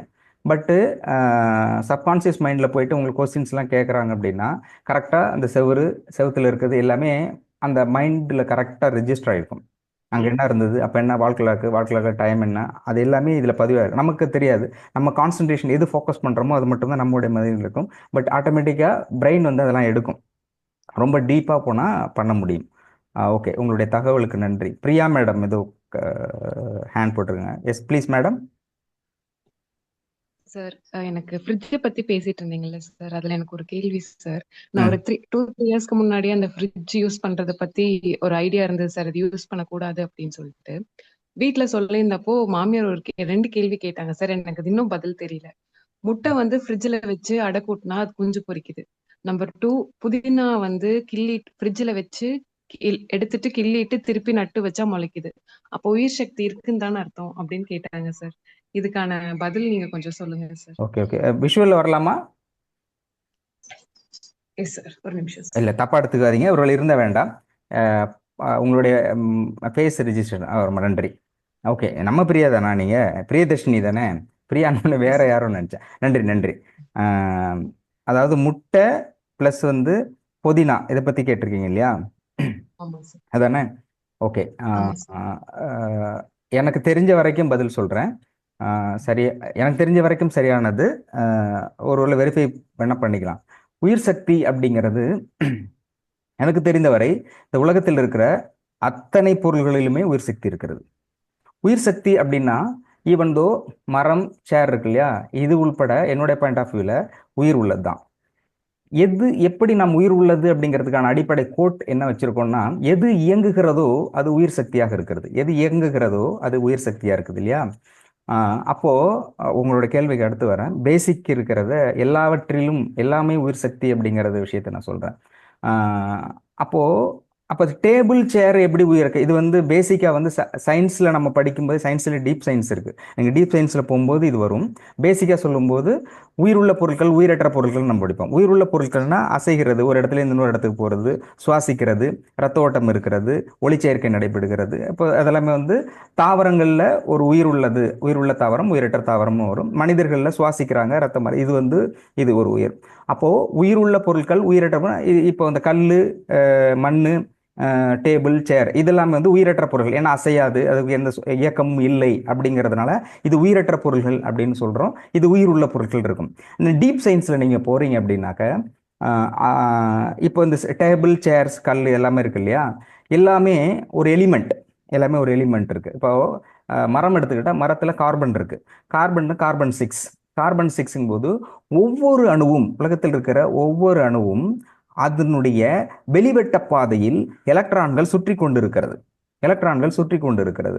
அப்போ ஒரு பொருளின் உள்ளே ஒன்று இயங்கிக் கொண்டிருக்கிறது என்றால் என்ன அர்த்தம்? Can you understand? நான் சொல்றது புரிஞ்சுக்க முடியுதா? இது வந்து நார்மல் சயின்ஸே என்ன சொல்லுதுன்னா உயிருள்ள பொருள், உயிரற்ற பொருட்கள் தான் சொல்லுது. கொஞ்சம் டீப்பாக சொல்லும் பொழுது அதில் உள்ள அணுக்களில் உள்ள வெளிவட்ட பாதையில் சுற்றி கொண்டிருக்கின்ற எலக்ட்ரானை பற்றி சொல்கிறேன். எலக்ட்ரான் சுற்றி கொண்டிருக்கின்ற பொழுது அது உயிருள்ளதாக இருக்கிறது. எது இயங்கி கொண்டிருக்கிறதோ அது உயிர் உள்ளது அப்படின்னு சொன்னாக்க அந்த அடிப்படையில் அங்கே எலக்ட்ரான் சுற்றிக்கிட்டு இருக்கும்போது அது உயிர் உள்ளது தானே. ஆனால் சுவாசம் இருக்காது. நான் சொல்றது புரிஞ்சுக்க முடியுதா? யாருக்காவது? எனிபடி? பிரியா மேடம், உங்களுக்கு புரியுதா நான் சொல்றது? புரியுது புரியுது ஓகே சார். சார். புரியுதா? சரி, ஓகே. பேசிக் அதை எனக்கு அந்த அளவுக்கு போவேன்னா உயிருள்ள பொருள் உயிரற்ற பொருள் அப்படின்னு எடுத்துக்கிட்டாலே போதுமானது. நான் டீப்பாக சொல்கிறேன். அதாவது இறைவனுடைய படைப்பு அனைத்தும் உயிருள்ளது. இது ஒரு காலகட்டத்தில் அந்த அந்த அந்த எலக்ட்ரான் புரோட்டான் பாதிக்கப்படும், அது எப்பயுமே உடஞ்சாலும் போனாலும் அது அந்த இயக்கத்தை செய்து கொண்டே இருக்கும். அப்போது எல்லா பொருளுமே உயிர் உள்ளது. நீ இன்னும் எதுக்காக இவ்வளோ கான்ஃபிடென்ட்டாக சொல்கிறேன்னாக்க, மெடிடேஷன்ஸ் அண்ட் கிளியர்வாயிண்ட் இந்த இதில் இருக்கு இல்லையா, சாரோட குரு போகும்போது நான் இதை ஏற்கனவே பேசும்போது இது சம்மந்தமாக நான் டிஸ்கஸ் பண்ணும்போது சார் சொன்னாங்க. அப்போது சாரோட குரு வந்து சொல்லும்பொழுது ஒரு கல் வச்சுட்டு இதில் என்ன இருக்குது அப்படின்னு கேட்கும்பொழுது, ஒரு கல் அப்படிங்கிறது நம்முடைய பார்வையில் ஒரு இருக்கிறதுலே ஹார்டான பொருள் அப்படின்னு சொல்கிறோம். கல் அப்படிங்கிறது ஹார்ட் திங்ஸ் இருக்கிறதுலே ரொம்ப ஸ்ட்ரென்த்து ஸ்ட்ராங்காக இருக்குது, அடித்தா மண்டை உடஞ்சிடும், கைகால் உடஞ்சிடும். ஆனால் ஒரு ஞான பார்வையில் அதை எப்படி சொல்லுவாங்கன்னா எதுவும் இல்லைன்னு தான் சொல்லுவாங்க. எதிலும் எதுவும் இல்லை. அது எப்படி எதுவும் இல்லை அப்படின்னா, நீங்கள் கல் வந்து உடச்சிக்கிட்டே போகிறீங்க, டீப்பனாக உடச்சிக்கிட்டே போய்கிட்டே இருக்குன்னா கடைசியில் ஒரு சின்ன துகளாக இருக்கும். ஒரு பெரிய கல் இல்லை மலையே இருக்குன்னு வச்சுக்க, மலையே உடச்சிட்டு வந்தால் சில்லியாக வந்துக்கிட்டே இருக்கும். உடச்சி பாறை அடுத்தடுத்து வரும்பொழுது ஒரு கல் வந்து நுண் துகளாக மாறும், ஒரு துகளாக இருக்கும். அந்த துகளை வந்து நீங்கள் உடச்சிக்கிட்டே போகிறீங்கன்னா கடைசியில் வந்து நிற்கிறது சிலிக்கான் எஸ்ஐ. கல் அப்படிங்கிறது மண் அப்படிங்கிறது சிலிக்கான் எஸ்ஐ. அப்போது அது வந்து ஒரு அணுவாக இருக்கும். அது உள்ள எண்டு பாயிண்ட்டுக்கு நீங்கள் வரீங்க, கோர் இடத்துக்கு வர்றீங்க, நியூக்ளியஸ் எண்ட் பாயிண்ட் கடைசி இடத்துக்கு வர்றீங்க. பிரிச்சுக்கிட்டே போனால் கடைசி இடம்னா அது வந்து ஒரு அணுவில் முடியும். மூலக்கூறு 2 இருந்தால் மூலக்கூறு, அணு ப்ளஸ் அணு, atom two equal to molecules. அப்போது அந்த அணுவில் வருகின்ற பொழுது அணுவை பிரிக்கிறாங்க. அணுவை நீங்கள் பிரிக்கிறீங்க அப்படின்னு சொன்னாக்க, நல்ல கேள்வி கேட்டீங்க. இதை நான் ஏற்கனவே சொல்கிறதுக்கான பதிலும் இது. அந்த காட் பார்ட்டிகிள்ஸ் பற்றி சொல்கிறேன் இல்லையா, அணுவையும் பிரிக்கிறீங்க. அணுவும் பிரித்தாக்க வெளிவட்ட பாதையில் ஒரே ஒரு டாக்டரும் சொன்னார், நான் ஆல்ரெடியும் படிச்சிருக்கிறது, சயின்ஸ் ஃபேம் சொல்கிறது, ஐன்ஸ்டீனோட தியரி வருது, அண்டு டார்க் பிளாக் ஹோல் தியரிஸ்ன்னு சொல்கிறது தான். இப்போ கடைசியாக இருக்கிறதுலே ஹைலைட் சயின்டிஃபிக்கில் ரிசர்ச்சில் இருக்கிறது காட் பார்ட்டிகிள்ஸ் ஃபைண்ட் அவுட் பண்ணது தான். அப்போது அதில் வந்து கடைசி ஒரு அணு இருக்குது. கடைசி அணுன்னா ஒரு மலையினுடைய கோர் சப்ஜெக்ட் ஒரு அணு. அந்த அணுவில் வெளிவட்ட பாதையில் எலக்ட்ரான் சுற்றுது, அடுத்தது உள்ள புரோட்டான் இருக்குது, புரோட்டான் உள்ள நியூட்ரான் உள்ள நியூக்ளியஸ் என்பது வெற்றிடம். நல்லா கவனிச்சிங்க, உள்ள வந்து வெற்றிடம். அப்போது ஒரு மலையினுடைய end point, opening to end point என்னன்னா வெற்றிடம். நீங்கள் வெற்றிடத்தை வந்து ஃபுல் ஃபோக்கஸ் பண்ணிகிட்டே இருந்தீங்கன்னா, இப்போ மெடிடேஷன் வந்து இப்போ சார் வந்து கிளியர்வாயிண்ட்டில் அவர் அந்த டீப் பண்ணும்பொழுது அந்த வெற்றிடம் என்பதே மிகப்பெரிய ஹோலாக இருக்கும். இவ்வளோ பெருசு இருக்கும். ஒரு அணுக்குள் இருக்கிற நீங்கள் உள்ளே போய் ஃபுல்லாக பார்க்குறாங்க அப்படின்னா இவ்வளோ பெரிய வெற்றிடமாக இருக்கும். நீங்கள் அதை எவ்வளோ வேணால் பெருசு பண்ணிக்கலாம். அப்போது மலையினுடைய எண்ட் பாயிண்ட்டு, அதனுடைய கோர் எங்கே இருக்குது? வெற்றிடத்தில் இருக்கிறது. இது பேஸ். ஒவ்வொரு அணுவிலும் ஒரு வெற்றிடம் இருக்கிறது. இதில் இன்னும் டீப்பாக சொல்லணும்னா, இயங்குகிற ஒரு பொருள் இயங்குது இல்லையா, ஒரு எலக்ட்ரான் சுற்றுது, புரோட்டான் சுற்றுது, அல்லது நாம் நடக்கிறோம் போகிறோம், இங்கே எல்லாமே இயங்கி கொண்டிருக்கின்ற எல்லா பொருள்களும் வெற்றிடம் இருந்தால் மட்டுமே அது இயங்க முடியும். இப்போ இந்த இடத்துல நான் கை எடுக்கிறேன், இங்கே என்னோட கை இங்கே இருக்குன்னா, இந்த இடத்துல இடிக்குது அப்படின்னா ஐ கான்ட் மூவ். என்னோட கை இன்னொன்று நான் போகிறதுக்கு இந்த இடத்துல ஃப்ரீ ஃபேஸ் இருந்தால் மட்டுமே அது இயக்கமாக இருக்கும். ஃப்ரீ ஃபேஸ் இல்லை, இங்கே ஒரு தடையாக இருக்குனாக்க இது மூவ் ஆகாது. அப்போது இந்த உலகத்தில் இருக்கின்ற பொருள்கள் இயக்கப்படுகிறது அல்லது இயங்குவதாக இருந்தால் அந்த இயக்கத்திற்கு வெற்றிடம் தேவைப்படுகிறது. வெற்றிடம் இல்லைன்னா எதுவுமே இயங்க முடியாது. இப்போ நம்ம பேசுகின்ற போது நாக்கு இருக்குது, நாக்கு வந்து மேலேயும் கீழேயும் போகின்ற அளவிற்கு அங்கே இடம் இருக்கும். அப்போ இடம் இருந்தால் தான் நாக்கால் வந்து பேச முடியும். எல்லாமே அப்படிதான். ஒரு இயக்கம் என்றால் வெற்றிடம் இருக்க வேண்டும், வெற்றிடம் தான் இயக்குகிறது. இது பேஸ். அப்போது அவ்வளோ பெரிய மலையினுடைய உள்ள கோர் சப்ஜெக்ட்டுங்கிறது வெற்றிடமாக இருக்கிறது. ஓகேவா? அடுத்த சப்ஜெக்ட் நீங்கள் எடுத்துட்டீங்கன்னா இது பூமியோட முடிஞ்சிருது இல்லையா. அப்போ பூமி எடுத்துக்கிறோம். பூமிக்கு அடுத்து எப்படின்னா பிரபஞ்சம்னு சொல்கிறோம். பூமி மாதிரி 9 கோள்கள் இருக்குது, அடுத்தடுத்து இருக்குது, நிறைய இருக்குது, ஏகப்பட்ட கோள்கள் இருக்குது. அந்த கோள்கள் அப்படிங்கிறத ஏற்கனவே நான் ஒரு பதிவு போட்டிருந்தேன், ஒரு பிக்சர் பதிவு. அந்த பதிவில் எப்படி சொல்கிறதுன்னா, அந்த யூனிவர்ஸோட ஃபோட்டோ எடுத்து போட்டிருக்கான். யூனிவர்ஸோட ஃபோட்டோவில் இதை ஏகப்பட்ட டாட்ஸ் இருக்குது, ஏகப்பட்ட திங்ஸ், கோலிகுண்டு அந்த மாதிரி நிறைய இருக்குது. அதில் வந்து பூமியை கோட் பண்ணியிருக்காங்க. பூமி எந்த இடத்துல இருக்குன்னா, ஒரு சின்ன டாட் இருக்கு இல்லையா, சின்ன டாட் மாதிரி போட்டு அதை வந்து அம்புக்குறி போட்டு இந்த இடம் தான் பூமி அப்படின்னு சொல்லுவாங்க. யூனிவர்ஸ்ல இருந்து நீங்கள் ஃபோட்டோ எடுக்கும்போது பூமியே புள்ளியாக தான் இருக்குது. அவ்வளோ பெரிய பூமி அந்த இடத்துல ஒரு புள்ளியாக இருக்குது.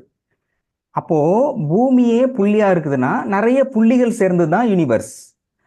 அப்போ நிறைய புள்ளிகள் எல்லாமே அந்த கோள்கள் எல்லாமே பிளானட்ஸ் எல்லா கோள்களுமே ஒரு புள்ளியாக இருக்குன்னா ஒரு புள்ளி இருக்கு, புள்ளிக்கு அப்புறம் வெற்றிடம் இருக்கு. அந்த பிரபஞ்சம் முழுவதிலும் மிகப்பெரிய அளவில் பிரம்மாண்டமாக இருக்கக்கூடியது அப்படின்னா வெற்றிடம் தான். வெற்றிடத்துல ஒவ்வொரு புள்ளிகளாகவும் ஒரு ஒரு உள்ள கோலியோட ஏதோ ஒரு சம்திங் லைக் தட் ஒரு பார்ட்டிகிள்ஸா இருக்கிறது தான் பிளானட்ஸ். பிளானட்ஸே பார்ட்டிகிள்ஸ், ஒரு துகளாக. அப்போ நம்ம அந்த கேலக்ஸி போட்டோவை எடுத்து பார்த்தாக்க பூமி அப்படிங்கிறதே ஒரு டாட்டா தான் சொல்றாங்க. அப்போ அது ஒரு துகளாக தான் தெரியுது நம்முடைய கண்ணுக்கு. அந்த கேலக்சியோட பாயிண்ட் ஆஃப் வியூல பூமி என்பது ஒரு துகள். அப்போ துகள்களால் நிறைந்திருக்கிறது. துகள் எங்கே ஒன்று இருக்கு, ஆனால் முழுவதுமாக பரவி இருக்கிறது வெற்றிடம். அப்போ நான் ஏற்கனவே சொன்னேன், கடவுள் எந்த இடத்துல இருக்கிறார்னா கடவுள் வெற்றிடமாகத்தான் இருக்கிறார், எதுவும் இல்லாமல் இருக்கிறார், எதுவும் அற்றவராக தான் இருக்கிறார். அது நத்திங் பட் பண்ட் அப்படின்றாங்களே, நத்திங் பட், எதுவும் இல்லாமல் இருப்பது தான் அது. அந்த எதுவும் இல்லாமல் இருப்பது தான் எல்லாவற்றையுமே இயக்கக்கூடிய சக்தி. எதுவுமே இல்லை. இப்போ அந்த சக்திகள் இன்னும் புரிஞ்சுக்கிற மாதிரி சொன்னோன்னா, பூமி இப்போ 9 கோள்கள் இருக்கு. இப்போ பூமி சுத்துதுன்னா, இப்போ நான் வந்து என்னோட கையில ஒரு பால் வச்சுட்டு இருக்கேன், சுத்துறேன், எடுத்து கையை வந்து வச்சிருக்கேன் அப்படின்னா, நான் பிடிச்ச என்னோட கை தாங்கிக்கிட்டு இருக்கும்போது தான் அந்த பால் அதில் இருக்கும். இப்போ எடுத்துட்டா கீழே விழுந்துரும். அப்போ இத்தனை லட்சம் கோடி கிலோ உள்ள பூமி வந்து எந்த ஒரு ஷேக்கிங் பாயிண்ட்டும் இல்லாம பல லட்சம் ஆண்டுகள், பல லட்சம் கோடிக்கணக்கான ஆண்டுகள் அதே இயக்கத்துல வட்டப்பாதையில அழகா சுத்திக்கிட்டே இருக்கு. பல லட்சம் கோடி எடையுள்ள அந்த பூமி யாருமே எதுவுமே பிடிக்கல. நல்லா கொஞ்சம் பல லட்சம் கோடி கிலோ கணக்கில் உள்ள அந்த பூமிங்கிறது யாருமே எதுவுமே பிடிக்காம அழகா சுத்திக்கிட்டே இருக்கு. பல லட்சம் வருஷம், பல கோடி ஆண்டுகள் வந்து சுத்திக்கிட்டே இருக்கு. அது எப்படி சுத்துது? அது யார் பிடிச்சிருக்கா? அப்போ அதை தாங்குன்ற ஏதோ ஒரு பொருள்னா அதை தாங்கணும் இல்லையா? அப்போ அது யார் தாங்கி கொண்டிருக்கிறார்கள்? அப்போ பூமிக்கு அடுத்தது ட்ரெடோஸ்பியர், மொத்தம் 7 லேயர் இருக்குது. நம்ம உடம்புல 7 மாதிரி 7 லேயர் இருக்கு. 7 லேயரும் ஒன்று இருக்கு. அதுல அந்த லேயர் தாண்டின பிறகு ஈத்தர், எதுவும் இல்லை, காற்று இல்லாத வெற்றிடமாகத்தான் இருக்கிறது. இந்த பிரபஞ்சம் என்பதும் அனைத்தும் சொல்கின்ற கேலக்சி பாயிண்ட்ல எல்லாமே வெற்றிடமா இருக்கு. அந்த வெற்றிடம் தான் இதை தாங்குகின்ற சக்தியாகவும் இயக்குகின்ற சக்தியாகவும் இருக்கிறது. இப்ப நான் சொன்னலே ஏற்கனவே நேற்று சொன்னதுல கடவுள் எங்கே இருக்கிறாருன்னா எல்லாவற்றிலும் இருக்கிறார். பர்டிகுலரா பாயிண்ட் பண்ணணும் அப்படின்னா வெற்றிடமாக இருக்கிறார். எதுவும் இல்லாமல் இருக்கிறார். ஏதும் இல்லாமல் இருக்கின்ற சக்தி தான் எல்லாவற்றையும் இயக்கக்கூடிய சக்தியாக இருக்கிறது அப்படிங்கிறது என்னுடைய தனிப்பட்ட புரிதல். I have to come back. ஏன்னா இந்த கல்லு, டேபிள் இதுலேயும் இயக்குகின்ற சக்தி, இயங்குகிற சக்தி இருக்குது அப்படின்னு சொல்றதுக்காக கொஞ்சம் உள்ள டீப்பாக போனேன். இன்னும் டீட்டெயில்ஸாக ஃப்ரீக்குவன்சி பேஸில் அப்படி எந்த ஃப்ரீக்குவன்சியில் அது தாங்கிக்கிட்டு இருக்கு, எப்படி மூவ் ஆகுது அப்படிங்கிறது இருக்கு. அது இப்போ வேணா இன்னும் போயிடும். இதில் வந்து கண்ணதாசன் கலோக்கியெல்லாம் சொல்லும்போது சொல்லுவார், ஒரு ஆண் பெண் அப்படின்னு எடுத்துக்கிட்டா ஆண் என்பவன் இயங்கு சக்தியாகவும் பெண் என்பவள் இயக்கு சக்தியாகவும் இருக்கிறார் அப்படின்னு கண்ணதாசன் அர்த்தமில்லை மத்தில கோட் பண்ணுவார். நான் எப்போ படித்தேன்னா சும்மா டைம் பாஸுக்காக காலேஜில் படித்தது. அது எனக்கு இப்போ ஞாபகத்துக்கு வருது. நான் படித்த இப்போ மேக்ஸிமம் கோட் பண்ணுறது எல்லாமே அப்போ படித்தது தான். அதுக்கப்புறம் டிபேட்டாக போனது மேக்ஸிமம் 10-12 வருஷம் ஃபுல் அண்ட் ஃபுல் பாலிடிக்ஸ் தான். இந்த சயின்ஸ் சப்ஜெக்டே இல்லை. சயின்ஸ் சப்ஜெக்ட் எல்லாமே முன்னாடி படித்தது. ஸோ காட் கிரேஸ், அது எனக்கு ஞாபகம் வருது. அவர் வந்து இயங்கு சக்தி. அப்போது சக்தி என்பது இந்த பிரபஞ்சம். ஓகே, இதை முடிச்சிடறேன். அவங்க கேட்டது கொஞ்சம் டீப்பாக போகுது, பட் சயின்ஸாக புரிஞ்சுக்கணும் அப்படிங்கிறதுக்காக சொல்கிறேன். இப்போது உயிர் உள்ளது உயிரற்றது அப்படிங்கிறதுல இப்போ நம்ம நார்மலாக வச்சுக்கோம், இது எல்லாமே தள்ளி வச்சிரும். அப்போது இயக்கம் அப்படிங்கிறதும் இறைவன் அப்படிங்கிறதும் எப்படி இயங்குகிறது அப்படிங்கிறதுக்காக கொஞ்சம் டீப்பாக சயின்ஸை போனேன். இப்போ நீங்கள் கேட்டது உயிருள்ள பொருள் உயிரற்ற பொருள் அப்படின்னு சொல்கிறீங்க. இதில் அந்த முட்டை பற்றி சொன்னீங்க இல்லையா? முட்டை ஒன்று, இன்னொன்று வந்து அது புதினா. Okay, sorry. புதினா, முட்டை. இதுல கேள்வியை திரும்பி சொல்லிடுங்க, நான் பதில் சொல்றேன். முட்டை வந்து ஃப்ரிட்ஜ்ல வந்து 1 வீக் வச்சுட்டு எடுத்து அடை கூட்டி வச்சாலும் அது குஞ்சு பொரிக்குது. குஞ்சு பொரிக்குதா? பொரிக்குது சார். ஓகே. அதே மாதிரி இது கிள்ளி வச்சாலும் முளைக்குது. ஃப்ரிட்ஜ்ல வச்சு எடுத்துட்டு நட்டு வச்சாலும் முளைக்குது. அப்போ உயிர் சக்தி இருக்குதான்னு அவங்களுடைய கேள்வி. கரெக்ட், உயிர் சக்தி இருக்குது. நல்ல தன்மையில தானே சார் இருக்கணும். நல்ல தன்மையில இருந்தா தானே சார் அது அடுத்த சந்ததியை கிரியேட் பண்ண. ஆமா, ஆமா, உயிர் சக்தி கண்டிப்பா இருக்கு முட்டையிலும். எனக்கு தெரிஞ்சு ஆமா, அந்த நார்மல் சில்னஸ்ல கூலிங்ல இருக்கும்போது முட்டை வந்து பொரிக்கும். நார்மல் இருக்குல்ல, அதுக்கு தேவையானது இல்லைன்னா நீங்கள் அதே இதில் வச்சுருந்தா கூட அதுலேயே பொரிக்கும். சில அதுக்கு தேவை அந்த cooling as well as heat வேணும். கூலிங்கில் இருந்தால் மட்டுமே முட்டை பொரிக்காது, அதுக்கு தேவையான சூடு. அதில் கோழி இருக்குன்னா கோழியோட உடல் சூடு. அதில் இன்னொரு கேள்வி, சிக்கன் 65ன்னு சொல்கிறாங்களே, ஏன்னு தெரியுமா? தெரியும்னு நினைக்கிறேன். சிக்கன் 65 சாப்பிட்றோம் இல்லையா, ஏன் அது சிக்கன் குஞ்சு பறிச்சு 65வது நாள் கோழி அறுத்து அதை ஃப்ரை பண்றது நம்மால் இதுல சிக்கன் எக்ஸ்பர்ட்டா இருப்பாரு போல் 65. இருக்கு. வாலு குபேர வாலு தானே? ஆமா வாங்க சார். வாங்க வாங்க. கரெக்ட். அதாவது 65 65 ஒரு கொஞ்சம் பொரிச்சு 65வது நாள்ல வந்து அந்த கோழிக்கு தேவையான ஊட்டச்சத்து எது எதெல்லாம் இருக்கணுமோ அந்த ஊட்டச்சத்து முழுமையாக நிறைவடைகின்ற அந்த நாள் அப்படிங்கிறது 65. கரெக்டாக அன்னைக்கு தான் போட்டு தள்ளுறாங்க. கண்டுபிடிக்கிற எதுக்கடா அவன் கண்டுபிடிக்கிறான்னா அதுக்கு ஏதாவது டெவலப் பண்ணுறான்னா இல்லை, கரெக்டாக அத்தையோட போட்டு காலி பண்ணணும் அப்படிங்கிறதுனால சிக்கன் 65 அப்படின்னு வச்சுருக்காங்க. நல்ல தகவல். இப்போ நீ உங்களுடைய எஸ் சார் வணக்கம். ஆ இப்போ அண்டார்டிகால பனி உருகுதுன்னு சொல்றாங்களே, ஆ அதுல இருந்து உள்ள விதைங்கள்லாம் சீட்ஸ் எல்லாம் முளைச்சு வருதுன்னு சொல்றாங்க. அது மாதிரி தானே ஃப்ரிட்ஜுக்குள்ள இருந்து வர புதினாவோ முட்டையோ உயிரோட இருக்குங்க. உங்க கேள்வி சொல்லு. அண்டார்டிகாவில் இருக்கிற பனியில் இருக்கக்கூடிய பனியில உருகின பிறகு அதுக்குள்ள இருக்கிற விதைகள்லாம் இப்ப முளைச்சு வருதுன்னு சொல்றாங்க. பனியில் மரமா பனியில் இருக்கிறதா? உருகின பிறகு அதுக்குள்ள எத்தனையோ கோடி வருஷம் இருந்த விதைங்கள்லாம் இப்ப முளைச்சு வருது ஓகே, அப்படின்னு சொல்றாங்க. எஸ், எக்ஸலண்ட் எக்ஸலண்ட், கரெக்ட், உண்மைதான். இதில் வந்து இந்த டைனோசர் படம் பார்த்தீங்கன்னா அது இருக்கும். அதாவது பல லட்சம் வருஷம் கிட்டத்தட்ட அந்த பூமி அழிஞ்ச பிறகு அந்த முட்டையை எடுத்து முட்டையிலேருந்து குஞ்சு பறிக்குவாங்க. அப்போ எப்படின்னா அந்த முட்டை இருக்கு இல்லையா, அந்த முட்டையில் ஏதோ ஒரு அங்கே இருக்கிற மரத்திலிருந்து வெடிக்கின்ற பிசின் அல்லது பால் ஏதோ ஒன்று அந்த அந்த முட்டையை ஃபுல்லாக முழுமையாக அது சுற்றி இருக்கும். அது வந்து கோட்டட் மாதிரி அது சுற்றி இருக்கும், அந்த பிசின் முழுமையாக சுற்றி இருக்கும். அப்படி சுற்றி இருக்கின்ற பொழுது வெளியில் இருக்கக்கூடிய வளிமண்டலத்தில் இருக்கக்கூடிய அந்த என்விரான்மெண்ட்டில் அந்த முட்டையை பாதிக்காது. அப்போது அது அந்த தன்மையில் அப்படியே பாதுகாக்கப்பட்டிருக்கும். அதுக்கப்புறம் அதை எடுத்து அதிலிருந்து அதை வந்து உயிர் சக்தி கொண்டு அதை வந்து குஞ்சு பொரிக்க வைப்பாங்க. ஸோ அதனுடைய தன்மையை முழுமையாக பாதுகாத்து வைக்கப்படுகின்ற பொழுது அது அதிலிருந்து உயிர்ப்பிக்க முடியும். அதை சொல்கிறேன், எல்லாவற்றிலும் இருக்குது. கரெக்டாக அதுக்குன்னு இது இருக்குது. ரொம்ப ஹீட்டை பொரிய ஆரம்பிச்சிருச்சுன்னு, ஹீட் அதிகமாகிடுச்சுன்னா அதனுடைய தன்மை எழுந்துடும். ரொம்ப கூலிங்காக இருந்தாலும் கூலிங் வந்து நார்மல் சைஸ் வந்துட்டு கொண்டுட்டு வர முடியும். அப்போது உயிர் சக்தி அதனுடைய தன்மை கெடாமல் எவ்வளோ நாட்கள் இருக்கிறதோ, எத்தனை ஆண்டுகள் இருக்கிறதோ, அதன் பிறகும் அதை செம்மையாக பயன்படுத்த முடியும். அதுதான் நம்ம இதில் வந்து நவதானியம் வந்து கோயிலில் கலசத்தில் வைக்கிறதுக்கான அடிப்படை காரணம் பேசிக். இது வந்து அந்த நவதானியங்கிறது மின்னலோட சக்தியை ஈர்க்கக்கூடிய பவர். அதை விட ரொம்ப முக்கியமானது ஒன்று, 12 ஆண்டுகளுக்கு ஒரு முறை கும்பாபிஷேகம் நடத்தப்படுவதற்கான காரணம் நிறைய ரீசன் இருக்குது. எனர்ஜைசேஷன்ஸ் பேஸில் பர்டிகுலராக அந்த இருக்கக்கூடிய நவதானியத்தை மாற்றுவாங்க.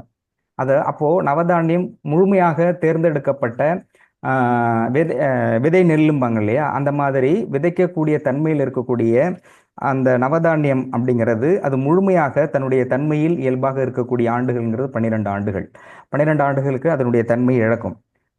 முக்கியமாக அதில் எதுக்கு வச்சிருக்காங்க அப்படின்னா, ஒருவேளை புயலோ மழையோ ஏதாவது இயற்கை சீற்றத்தின் காரணமாக அங்கே இருக்கின்ற பயிர்கள் எல்லாமே அழிஞ்சு போயிடுச்சு, அதுக்கப்புறம் விவசாயம் செய்வதற்கு எதுவுமே இல்லை அப்படிங்கும்போது அந்த காலகட்டத்தில் அதிலிருந்து சேமித்து வைக்கப்படுகின்ற அந்த நவதானியங்கள் எடுத்து திரும்ப பயிரிட்டு அதிலிருந்து திரும்ப மறு உருவாக்கம் செய்ய முடியும் அப்படிங்கிறது இன்டைரக்டாக அறிவியலுக்காகவும் விவசாயம் தொடர்பான விஷயத்துக்காகவும் அது வைக்கப்பட்டிருக்குது. So come to the point. Yes please. சற்று முன்ன பிரியா சொன்னாங்க இல்லைங்களா, அதாவது இந்த புதினாவும் முட்டையும் வந்து உள்ளுக்கு இருக்கும்போது அது உயிர் சக்தி வந்து பாதுகாக்கப்பட்டு அது திருப்பியும் உயிர்ப்பிக்குது. ஆமாம், அப்படி என்றால் அந்த குளிர்சாதன பெட்டி வந்து நல்லது தானே அப்படின்ற ஒரு கருத்துல சூப்பர். சொல்றாங்களா? நான் அப்பயே நினைச்சேன் இந்த கேள்வி வருமே, நம்ம ஏற்கனவே வேற அப்ப அது நல்லது தானே அப்படின்ற மாதிரி எண்ணங்களோட கேட்கறாங்களான்னு தெரியல. அவங்க கேக்குறாங்களோ இல்லையோ, நீங்க கேக்குறீங்க. இல்ல இல்ல, இந்த மேடம் வந்து அவங்க அம்மாவுக்கும் மாமியார் யாரும் சொன்னாங்க எனக்கு தெரியல, அவங்களுக்கு வந்து பதில் சொல்லணும். மேடம் வந்து யூஸ் பண்ண வேண்டாம், ஃப்ரிட்ஜை யூஸ் பண்ண வேண்டாம் அப்படின்றாங்க. இல்லம்மா இதெல்லாம் முளைக்குது, அப்ப அதுக்கு உயிர்த்தன்மை இருக்கும்போது ஏன் வந்துட்டு நம்ம யூஸ் பண்ண கூடாதுங்கிறது அவங்க இன்னொருத்தவங்க கேட்டவங்களோட கேள்வி. ஆமா. ஓகேங்களா? அதுதான் அதை நோக்கி தான் போயிட்டு இருக்கு. இப்ப கரெக்ட். யூஸ் பண்ணலாமா வேண்டாமா? டக்குன்னு எஸ் ஒரு முடிவு சொல்லுங்க. Yes yes correct. அதான். பேசிக்ங்கிறது நீ நீ நாங்கள் இத்தனை வருஷமா ஒழுங்கா யூஸ் பண்ணிட்டு இருக்க கூடாத, காலங்கத்தால உட்காந்து அதை யூஸ் பண்ணாத, இது யூஸ் பண்ணாத, அது வந்துடும், இது ஏற்கனவே நமக்கு பிபி சுகர்லாம் அதிகமாக இருக்கு, இதை போட்டுட்டு இன்னும் ஏற்றி விட்டுட்டு இருக்குங்களா? Yes, I will tell the point. Correct. அது ரெண்டு விஷயம் அவங்க சொன்னதுக்கானது. முட்டை வந்து குஞ்சு பொரிக்குது அப்படிங்கிறது அவங்க இன்டெரக்டாக கேட்டாலும் டைரக்டான மீனிங்கிறது நீங்கள் சொன்னது தான். இப்போ ஃப்ரிட்ஜு அப்படிங்கிறத பயன்படுத்தக்கூடாது அப்படின்னு சொல்லியிருக்கீங்க. ஆனாலும் வந்து பயன்படுத்தக்கூடாதுன்னு நான் சொல்லலை, அதை முறையாக பயன்படுத்தணும் அப்படின்னு சொல்லியிருக்கேன். ஏசியும் பயன்படுத்தக்கூடாதுன்னு சொல்லலை, முறையாக எப்படி பயன்படுத்துவது அப்படிங்கிறது.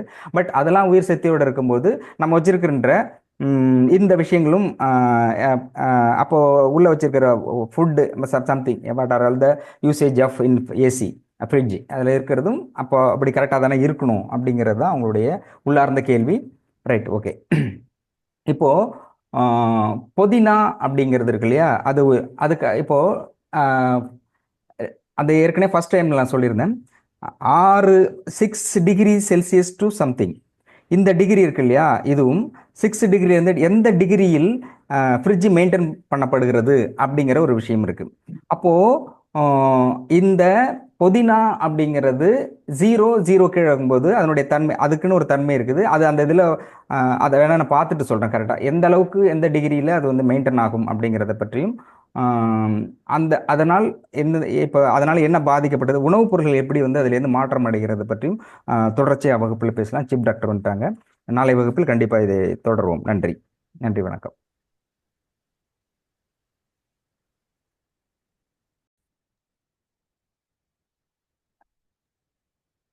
அனைவருக்கும் வணக்கம். வணக்கம் ஐயா. அனைவருக்கும் வணக்கம். இன்னைக்கு வந்து உலக உணவு தினம் அப்படின்னு சொல்லி கொண்டாடுறாங்க.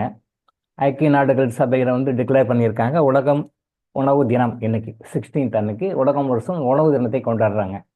பொதுவாக மனிதர்களும் சரி, கவர்மெண்ட்ஸும் சரி, இந்த மாதிரி யுனைடெட் நேஷன்ஸ் மாதிரி எல்லா ஆர்கனைசேஷனும் எல்லாம் வந்து நம்ம லோக்கலாக சொன்னால் டியூப்லைட் தான், எல்லாமே டியூப்லைட் தான். மனிதர்களும் சரி, அரசாங்கங்களும் சரி, எல்லா நாட்டு அரசாங்கங்களுமே சரி, இந்த மாதிரி உலகம் சம்பந்தப்பட்ட நிர்வாக பண்ணுகின்ற அந்த உலக சுகாதார நிறுவனம், உலக ஐக்கிய நாடுகள் நிறுவனம் எல்லாமே டியூப்லைட் தான்.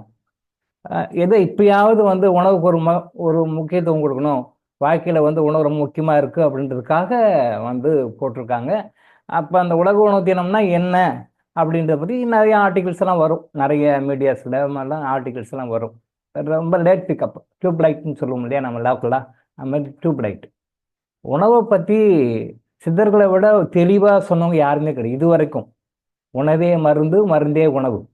நாம் என்ன மருந்துன்னு சாப்பிட்றோமோ அதே உணவாக இருக்க வேண்டும், நாம் என்ன உணவுன்னு சாப்பிட்றோமோ அதே மருந்தாக இருக்க வேண்டும் அப்படின்ற கான்செப்டை வந்து கொண்டு வந்த மாதிரி உணவு. ஒரு மனிதனுடைய வாழ்க்கையில் வந்து உணவனுடைய ரோல் வந்து வெரி வெரி வைட்டல் ரோல், ரொம்ப முக்கியமான ரோல். உங்களுடைய சுகங்களையும் உங்களுடைய துக்கங்களையும் நிர்ணயிக்கிறது உங்களுடைய உணவு. இது நிறைய பேர் தெரியாது. பொதுவாக பாருங்க, நல்லா மெத்தப்படுத்த மேதைகளோட கேட்டு பாருங்க, சாப்பாடு என்ன, எதுக்கு சாப்பிடணும், why you have to take food daily அப்படின்னு கேட்டோம்னா அவங்க என்ன சொல்லுவாங்க, சாப்பிட்டா சத்து, சாப்பிட்டா எனர்ஜெட்டிக்காக இருக்கும் அப்படின்னு சொல்லுவாங்க. ஆனால் வாழ்க்கையில் வந்து உணவுடைய ரோல் ரொம்ப ரொம்ப முக்கியமான ரோல். நம்முடைய சுகங்களையும் துக்கங்களையும் நிர்ணயிக்கிறதுக்கும் நம்ம உணவு தான், புரிஞ்சுக்கோங்க. நம்ம சாப்பிடுகின்ற சாப்பாடு நம்முடைய சந்தோஷம் நிர்ணயிக்கிறது, நம்மளுடைய சாப்பிடுகின்ற சாப்பாடு நம்முடைய துக்கங்களை நிர்ணயிக்கிறது. வாழ்வில் நம்ம படுற கஷ்டங்களுக்கும் துன்பங்களுக்கும் மிக முக்கியமாக உணவும் இருக்கிறதுன்றதான் முக்கியம். நீங்கள் ஜென்ரலாக பாருங்கள், இந்த உணவில் வந்து இது இருக்குது, வைட்டமின் ஏ இருக்குது, வைட்டமின் பி இருக்குது, வைட்டமின் சி இருக்குது, இந்த மெட்டல் இருக்குது, இந்த மினரல் இருக்குது, இது இருக்குது, அது இருக்குது, இது சாப்பிடுங்க. ஒமேகா வந்து மீனில் தான் இருக்குது, வேறு எதுலேயுமே இல்லை, சாப்பிடுங்க. இதெல்லாம் ரெட் மீட்டில் தான் இருக்குது, இதை சாப்பிடுங்க. இதெல்லாம் எக்கில் தான் இருக்குது, இதை சாப்பிடுங்க. இதெல்லாம் சிக்கனில் தான் இருக்குது, இதை சாப்பிடுங்க. பொதுவாகவே நாளைக்கு சாப்பிடக்கூடாது. அப்படியே சாப்பிட்டாலும் வந்து மட்டன் சாப்பிடலாம், சாப்பிடவே கூடாது, எதுவுமே நாளைக்கு சாப்பிடக்கூடாது. அப்படியே சாப்பிட்னாலும் மட்டன் சாப்பிடலாம். ஆனால் என்ன பண்ணிட்டாங்க, ரீசெண்டாக ஒரு 20-25 இயர்ஸாக என்ன மாதிரி ட்ரெண்டு மாறி போச்சுன்னா, மட்டனுக்கெல்லாம் குட் பை சொல்லிட்டாங்க, இப்போ சிக்கனுக்கு வந்துட்டாங்க. ஒய்? அதில் கொழுப்பு நிறையா இருக்குது, மட்டனில் வந்து நிறைய கொழுப்பு இருக்குது, அதனால் வேண்டாம். சிக்கனில் கொழுப்பு கம்மியாக இருக்குது, அதனால் சிக்கன் சாப்பிடுங்க அப்படின்ற மாதிரி ஒரு அது இன்டர்நேஷ்னல் லெவலில் வந்து ப்ரீ பிளான். அது இன்டர்நேஷ்னல் லெவலில் வந்து மாஃபியாஸ் சொல்கிறேன் இல்லையா, அந்த மெடிக்கல் மாஃபியாஸ் அவங்க போட்ட பிளானை அப்படியே எக்ஸிக்யூட் பண்ணி அப்படியே சாதாரண இந்த பட்டி தொட்டி வரைக்கும் எல்லா நாடுகளையும் சரி இந்த மாதிரி விஷயங்களை உட்புக தேவையில்லாத உள்ள அலோவ் பண்ண தேவையில்லாத இந்தியாவிலையும் உள்ள வந்து ஒரு சின்ன சின்ன குட்டி குட்டி ஊர்களில் கூட அந்த இறைச்சி கடை இருக்கிற அந்த அளவுக்கு டாமினேஷன் ஆகிப்போச்சு. எல்லா நாளும் சாப்பிடலாம், எப்போனாலும் சாப்பிடலான்ற மாதிரி ஆகிப்போச்சு. ரொம்ப தப்பு. ஸோ இன்னைக்கு சொல்கிற பாயிண்ட் லைஃப்பில் நோட் பண்ணிக்காங்க. லைஃப்பில் நோட் பண்ணிக்க. இன்னைக்கு ஒரு டிப்ஸ் இல்லை, நிறைய டிப்ஸ் வரும். சாப்பாட்டை பற்றி நிறைய டிப்ஸ் வரும். முதல்ல எப்படி சாப்பிடணும்னு தெரியல, உண்மையிலே எப்படி சாப்பிடணும்னு தெரியல, எப்படி சாப்பிடக்கூடாதுன்னு தெரியல. உணவை பற்றி எடுத்தாலே நிறைய பேசலாம். உணவை பற்றி நம்ம ஒரு இறைக்கட்டளையில் உணவை பற்றியே ஒரு கட்டளை இருக்குது. உணவை பற்றியே ஒரு இறைக்கட்டளை இருக்குது. அதை பற்றி நம்ம பின்னாடி தெளிவாக பேசுவோம். இன்னைக்கு இருக்கிறது ஒரு 40 மினிட்ஸ் இருக்குது. இந்த 40 மினிட்ஸில் மேக்ஸிமம் உங்களுக்கு என்ன சொல்ல முடியுமோ அதை சொல்லுவோம். அப் டு 7 o'clock வரைக்கும் மேக்ஸிமம் என்ன பாயிண்ட்டை உங்களுக்கு சொல்ல முடியுமோ அதை சொல்லுவோம். மிற்றத்தை வந்து நம்ம அந்த இறைக்கட்டளை பற்றி உணவை பற்றி பேசும்போது நம்ம பேசுவோம். முதல்ல ஏன் சாப்பிடணும்னு தெரிஞ்சுக்கோங்க. இந்த உலகத்தில் உயிர் வாழ சாப்பிடணும். ஆனால் நிறைய பேர் என்னவாங்க, வாழ்வதற்காக சாப்பிட்றோமா சாப்பிட்றதுக்காக வாழுமா அப்படின்னு சொல்லி சொன்னால் சாப்பிடுவதற்காக வாழ்வதற்கு தான் நிறையா. உயிர் வாழ்வதற்காக சாப்பிடணும்னு தான் முக்கியம். சுவைக்காக சாப்பிட்றதில்ல, வாழ்க்கைக்காக சாப்பிட்றோம். என்னுடைய ஜோதிடம் சொல்லிக் கொடுத்த என்னுடைய குருமார்களில் பெரும்பாலான பேர் வந்து அவங்ககிட்ட கவுன்சிலிங் வந்தாங்கன்னா கவிச்சு சாப்பிடாதீங்கன்னுவாங்க. கவிச்சுன்னா என்னன்னு எனக்கு தெரியாது. கவிச்சுன்னா என்னங்கய்யா? கவிச்சுன்னா நான்வெஜ்ஜு. அது ஒரு ஏரியாவில் ஒரு பேர் சொல்லுவாங்க போல, ஒரு ஏரியாவில் ஒரு பேர் சொல்லுவாங்க. வரவங்களுக்கு எல்லாமே கவிச்சு சாப்பிடாதீங்க அப்படின்னுவார். இப்போ கவிச்சுன்னா என்னங்கய்யா அப்படின்னு சொல்லி அவர்கிட்ட கேட்டு, கவிச்சு அப்படின்னா நான்வெஜ்ஜை கவிச்சுன்னு சொல்லுவாங்க அப்படின்னு சொல்லுவார். ஓ அப்படியா, ரைட், ஓகே, சாப்பிடாதீங்க. ஏன் சாப்பிடக்கூடாது, காரணம் என்ன? அவர் சொல்லலை, நீங்களே தெரிஞ்சுக்கோங்கன்ட்டார். அப்புறம் நானே தெரிஞ்சுக்கிட்டேன். அவர் கூட இருந்து கவுன்சிலிங்க்கு வருவாங்க, இவர் சொல்லுவார், அட்வைஸ் சொல்ல அப்புறம் ஒரு 2 மாதம் கழிச்சு இப்போ நீங்கள் தெரிஞ்சுக்கிட்டீங்களான்னு, தெரிஞ்சுக்கிட்டேன். அவர் சொல்லலை, உனக்கு என்ன விஷயம் அப்படின்னா அதை நானாக பார்த்து அவங்ககிட்ட வரும்போது என்ன பிரச்சனைக்கு வர்றாங்க, இவர் என்ன கவுன்சிலிங் சொல்கிறார், கூட இருக்கணும், பக்கத்தில் உட்காரணும், என்ன கவுன்சிலிங் சொல்கிறாரு இருக்கணும். நல்லா புரிஞ்சுக்கோங்க. இப்போ ஜோதிடர்கிட்ட போனீங்க அப்படின்னு சொன்னால் 7ஆம் பார்வையாக சனி பார்க்குறாரு, 3ஆம் பார்வையாக குரு பார்க்குறாரு, 8வது இடத்துல சுக்கிரன் உட்காந்துக்கிறாரு, 12வது இடத்துல கேது உட்காந்துக்கிறாரு அப்படின்னு சொல்லுவாங்க. அதனால உங்களுக்கு இந்த கஷ்டங்கள், அதனால உங்களுக்கு இந்த பிரச்சனைகள் அப்படி சொல்லுவாங்க இல்லையா? நீங்களும் நிறைய பேர் பார்த்துருப்பீங்க, எல்லாரும் ஜோதிடர்களை பார்த்துருப்பீங்க. உங்களுக்கு ஏன் இந்த கஷ்டம் இதான் சொல்லுவாங்க. இங்கிருந்து அவர் அப்படி பார்க்குறாரு, அங்கிருந்து இவர் இப்படி பார்க்குறாரு, 7ஆம் பார்வையாக பார்க்குறாரு, 3ஆம் பார்வையாக பார்க்குறாரு, 8ஆம் பாதத்தில் உட்கார வேண்டிய சுக்கிரன் 12ஆம் பாதத்தில் உட்காந்துட்டாரு, 9ஆம் பாதத்தில் உட்கார வேண்டிய சூரியன் 7ஆம் பாதத்தில் உட்காந்துட்டாரு அப்படின்னு சொல்லுவாங்க. அதனால உங்களுக்கு இந்த கஷ்டம். கர்மாங்கிலிங்க என்ன சொல்லுது அப்படின்னா, இதெல்லாம் ரைட்டு, அவர் ஏன் அங்கே போய் உட்கார்றாரு? புரியுதுங்களா? மற்றவங்களுக்கும் கர்மானிகளுக்கும் என்ன வித்தியாசம் அப்படின்னா, ரைட்டு, இந்த கிரகங்கள் வந்து இந்த இடத்துல இருக்கணும், ஆனால் இந்த இடத்துல இல்லை, அங்கே போய் இருக்காங்க. இந்த கிரகங்கள் வந்து இந்த பார்வை பார்க்கணும், நல்லது, ஆனால் அந்த பார்வை பார்க்கல, வேற பார்வையில் பார்க்குறாங்க. ஏன் வந்து மிஸ்பிளேஸ்மெண்ட் இருக்கு? ஏன் இந்த கிரகம் அங்கே போய் உட்காரல, ஏன் இந்த கிரகம் இங்கே போய் உட்காரல, ஏன் இந்த கிரகம் இப்படி பார்க்குறாரு? அதே உங்கள் ஜாதகத்தில் இருக்கிற இன்னொருத்தர் ஜாதகத்தில் இல்லையே, அவர் வேற மாதிரி பார்க்குறாரு, அவர் வேற இடத்துல உட்கார்றாரு, இன்னொரு ஜாதகத்தில் வேற ஒரு ஜாதகத்தில் உட்கார்றாரு, அவரு பார்வை பார்க்குறாரு. ஏன் பார்க்குறாங்க? வை? அதுக்கு காரணம் தான் உள்ள வரணும். கர்மானுஜிலும் அதை சொல்லு, இவர்கள் ஏன் அங்கே போய் உட்காருகிறார்கள், இவர் ஏன் இந்த பார்வை பார்க்குறாரு? Due to your past life karmas. கர்மா தான். அந்த கர்மாவுக்கு தகுந்த மாதிரி அவங்க அங்கங்க உட்கார்றாங்க, கர்மாவுக்கு தகுந்த மாதிரி அங்கங்க பார்வை பார்க்குறாங்க. அப்போ ஜோதிடத்தை போறோம், இது பார்க்குறாங்க, இந்த கஷ்டம், இது பார்க்குறாங்க, இந்த கஷ்டம், இது பார்க்குறாங்க. அதெல்லாம் ரைட்டு, அவங்க ஏன் பார்க்குறாங்க? அதை ஏன் 8ஆம் பார்வையை பார்க்குற, 10ஆம் பார்வையை பார்த்தா என்ன? ஏன் 9ஆம் இடத்துல உட்காந்து 7ஆம் இடத்துல உட்காந்தா என்ன? கேட்பாருங்க, அப்படியே ரிவர்ஸா கேள்வி கேட்பாருங்க. ஏன் உட்காரல அவரு? ஆனா இன்னொரு ஜாதகத்தை உட்காந்துக்கிறாரு. உங்களுக்கு கல்யாணம் நடக்க கூடாதுன்னு ஒரு அம்சம் இருக்கு, டைம்லி நடக்க கூடாதுன்னு ஒரு அம்சம் இருக்கு, அவர் போய் அந்த இடத்துல உட்காந்துக்கிறாரு. அது இன்னொருத்தருக்கு கரெக்டாக டைம்ல கரெக்டாக நடக்குது, கல்யாணம் நடக்குது, அந்த டைம் ஏஜில் கரெக்டாக நடக்குது. ஏன் உங்க ஜாதகத்தில் ஆப்போசிட்டா உட்காந்துக்கிற, அதாவது ஆப்போசிட்டா இடத்துல உட்காந்துருக்கிற ஒரு அந்த கிரகங்கள் இன்னொருத்தர் லைஃப்ல பாசிட்டிவ் போய் உட்காந்துருக்காங்க? ஏன் தெரியல தெரியல. ஒருத்தர் நல்ல வசதியாக இருக்கார், பணக்காரராக இருக்காரு, அவர் ஜாதகத்தில் கிரகங்கள் உட்காந்துருக்கு ஸ்ட்ராங்காக கரெக்டாக உட்காந்துருக்காங்க. ஆனால் அதே கிரகங்கள் ஏன் உங்கள் ஜாதகத்தில் நெகட்டிவாக வேறு இடத்துல உட்காந்துருக்குறாங்க? அதனால தான் உங்களுக்கு financial problem, professional business set ஆகலை, தொழில் செட் ஆகலை. வை? ஏன் கிரகங்கள் மாறுறாங்க? நம்மளுடைய பாஸ்ட் லைஃப் கர்மா தகுந்த மாதிரி உட்காடுறாங்க. அப்போ நான் இவன் இப்படி உட்காந்துட்டான், அவன் அப்படி உட்காந்துட்டான், இவர் இப்படி பார்க்குறாரு, இப்படி பார்க்குறாரு, ஆனால் உங்களுக்கு கல்யாணம் ஆகலை, ஆனால் உங்களுக்கு லேட் ஆகுது அப்படி சொல்கிறதுக்கு நமக்கு தேவையில்லை. அது ஏன் உட்கார்ந்தான்றது தான் மேட்ரு. அப்படி பார்த்தோம் அப்படின்னு சொன்னால் அது நம்மளுடைய பாஸ்ட் லைஃப்பில் பண்ண நெகட்டிவ் கர்மா. அந்த நெகட்டிவ் கர்மா போக்குறதுக்கு என்ன பண்ணணும்? அந்த நெகட்டிவ் கர்மா போக்குறதுக்கு என்ன செய்யணுமோ அதை செஞ்சோம்னா கிரகங்கள் ஆட்டோமேட்டிக்காக மாறிடும். ஆட்டோமேட்டிக்காக மாறிடும். அதை தான் கர்மா எனர்ஜியில் சொல்கிறோம். நீங்கள் டே டு டே லைஃப்பில் சின்ன சின்ன விஷயங்கள்லாம் என்ன சொல்கிறோமோ அதெல்லாம் நீங்கள் கரெக்டாக ஃபாலோ பண்ணிங்கன்னா கிரகங்கள் ஆட்டோமேட்டிக்காக மாறி விடுவார்கள். கிரகங்கள் பார்வை மாறிடும், யோகங்கள் மாறிடும். அதை மாறுவதற்காக நீங்கள் பரிகாரங்கள் சொல்கிறாங்க, தவறுன்னு சொல்ல வரல, but those are not enough அப்படின்னு தான் சொல்கிறேன் நான். ஜோதிடர்கள் சொல்லுகின்ற பரிகாரங்கள் தவறு அப்படின்னு நான் சொல்ல வரல. நீங்கள் தப்பாக புரிஞ்சிக்கக்கூடாது. நம்ம மக்கள் பெரும்பாலும் தப்பாகவே புரிஞ்சுக்கிறாங்க. அவங்க சொல்கிற பரிகாரம் இந்த கோயிலுக்கு போங்க, இந்த விளக்கு போடுங்க, இந்த சர்ச்சுக்கு போங்க, இந்த மாஸ்க்குக்கு போங்க, நாகூர் தர்காவுக்கு போங்க, இதெல்லாம் சொல்கிறது எல்லாமே கரெக்டு தான், தப்பு கிடையாது. நான் என்ன சொல்ல வரேன்னா according to karma energy healing இதெல்லாம் பத்தாது அப்படின்னு சொல்ல வரேன். நீங்கள் பசியில் இருக்கிறீங்க, இன்னைக்கு 4 இட்லி சாப்பிட்றீங்க, ரைட்டு, ஓகே. இன்னொரு 2 நாள் கழிச்சு 3 நாள் கழிச்சு இன்னும் 2 இட்லி எக்ஸ்ட்ரா சாப்பிடுவீங்க. பிகாஸ் அந்த நேரத்தில் பசி சுச்சுவேஷன், மனநிலை சுச்சுவேஷன், உங்கள் மனம் எப்படி இருக்குது, உங்களுடைய உடல்நிலை எப்படி இருக்குன்ற பொறுத்து இன்னும் நான் 2 இட்லி சாப்பிடுவீங்க. அதே நிலைமைக்கு தகுந்த மாதிரி மாறும். அப்போ ஸ்டாண்டர்டாக எல்லாருக்கும் எப்பயுமே 4 இட்லி கொடுக்க முடியுமா? 4 இட்லி சாப்பிடுவீங்க, ஒரு நாள் 2 இட்லி கூட சாப்பிடுவீங்க, ஒரு நாள் 1 இட்லி குறைச்சி சாப்பிடுவீங்க. இது உங்கள் ஃபேமிலியில் இருக்குன்னா கேட்டு பாருங்க, உங்கள் மனைவிமார்களை கேட்டு பாருங்க. எல்லா நாளும் ஒரே மாதிரி சாப்பிடுங்க. நீங்களே ரெஃபர் பண்ணி பாருங்க. எல்லா நாளும் ஒரே மாதிரி உங்களாலே சாப்பிட முடியாது.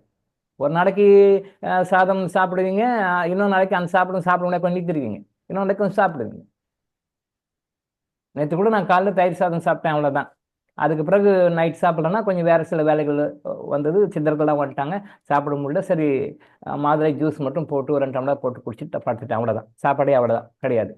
ஏன் சாப்பிடல? அந்த சுச்சுவேஷன் மாறுது. சித்தர்கள் வந்துட்டாங்க, இங்கே வேறு கொஞ்சம் ஒர்க் இருக்குது பெண்டிங்கு, அவங்க வர டைமில் எனக்கு பசிக்குது, தூக்கம் வரதெல்லாம் சொல்லக்கூடாது. அதனால் என்ன பார்த்தோம், சரி இது மாதிரி சாப்பிட டைம் இல்லை, ரைட், ஓகே, நைட் ஆகி போச்சு, இருந்தாலும் பரவாயில்ல, ஒரு 2 டம்ளர் ஜூஸ் மட்டும் கொடுங்கன்னு சொல்லிட்டு சாப்பிட்டுட்டு படுத்துட்டேன், அவ்வளோதான். பாவர் முடிஞ்சுது. அந்த சுச்சுவேஷன் மாதிரி மாறிடும் இல்லையா? அதே மாதிரி தான் நம்ம சாப்பிட்ற சாப்பாடும் கூட. அப்போ சாப்பிட்ற சாப்பாடு மாறுதுன்ற மாதிரி கிரகங்கள் மாறிக்கிட்டே இருக்கும் பொழுது அதுக்கு தகுந்த மாதிரி என்ன ரூட் காசுன்னு பார்க்கணும். அந்த கிரகங்களை சரி பண்ணுற மாதிரி பரிகாரங்கள் பண்ணணும்னா அது சரியாயிடும். பட் இவங்க சொல்கிற பரிகாரம்லாம் பத்தாது. திஸ் இஸ் நாட் எனப், தோஸ் ஆர் நாட் எனப். அதுக்கு மேலே வரணும். நம்ம லோடோடாக கர்மா வச்சுக்கிட்டு கோயிலில் போய் விளக்கட்ட போயிடுமா? போகாது. அதுக்கு தகுந்த மாதிரி செய்யணும். லோட் டன்னாக வச்சுக்கிட்டு சர்ச்சில் போய் மெழுகுத்தி ஏற்றினா போயிடுமா? போகாது. மாஸ்கில் போயிட்டு 5 பேர் தொடக்க பண்ணுற போதாது. பிகாஸ் நம்ம அதை வச்சுருக்கிறோம். அதாவது அந்த உணவுன்றது ரொம்ப முக்கியமானது. அந்த உணவு உங்களுடைய வாழ்க்கை பிரச்சனைகளை போக்குவதற்கு உதவும். நீங்கள் ஒரு சஃபரிங்கில் இருக்கிறீங்க, அந்த சஃபரிங் முடிகிற வரைக்கும் நானே சாப்பிட வேண்டாம்னு சொல்லுவாங்க.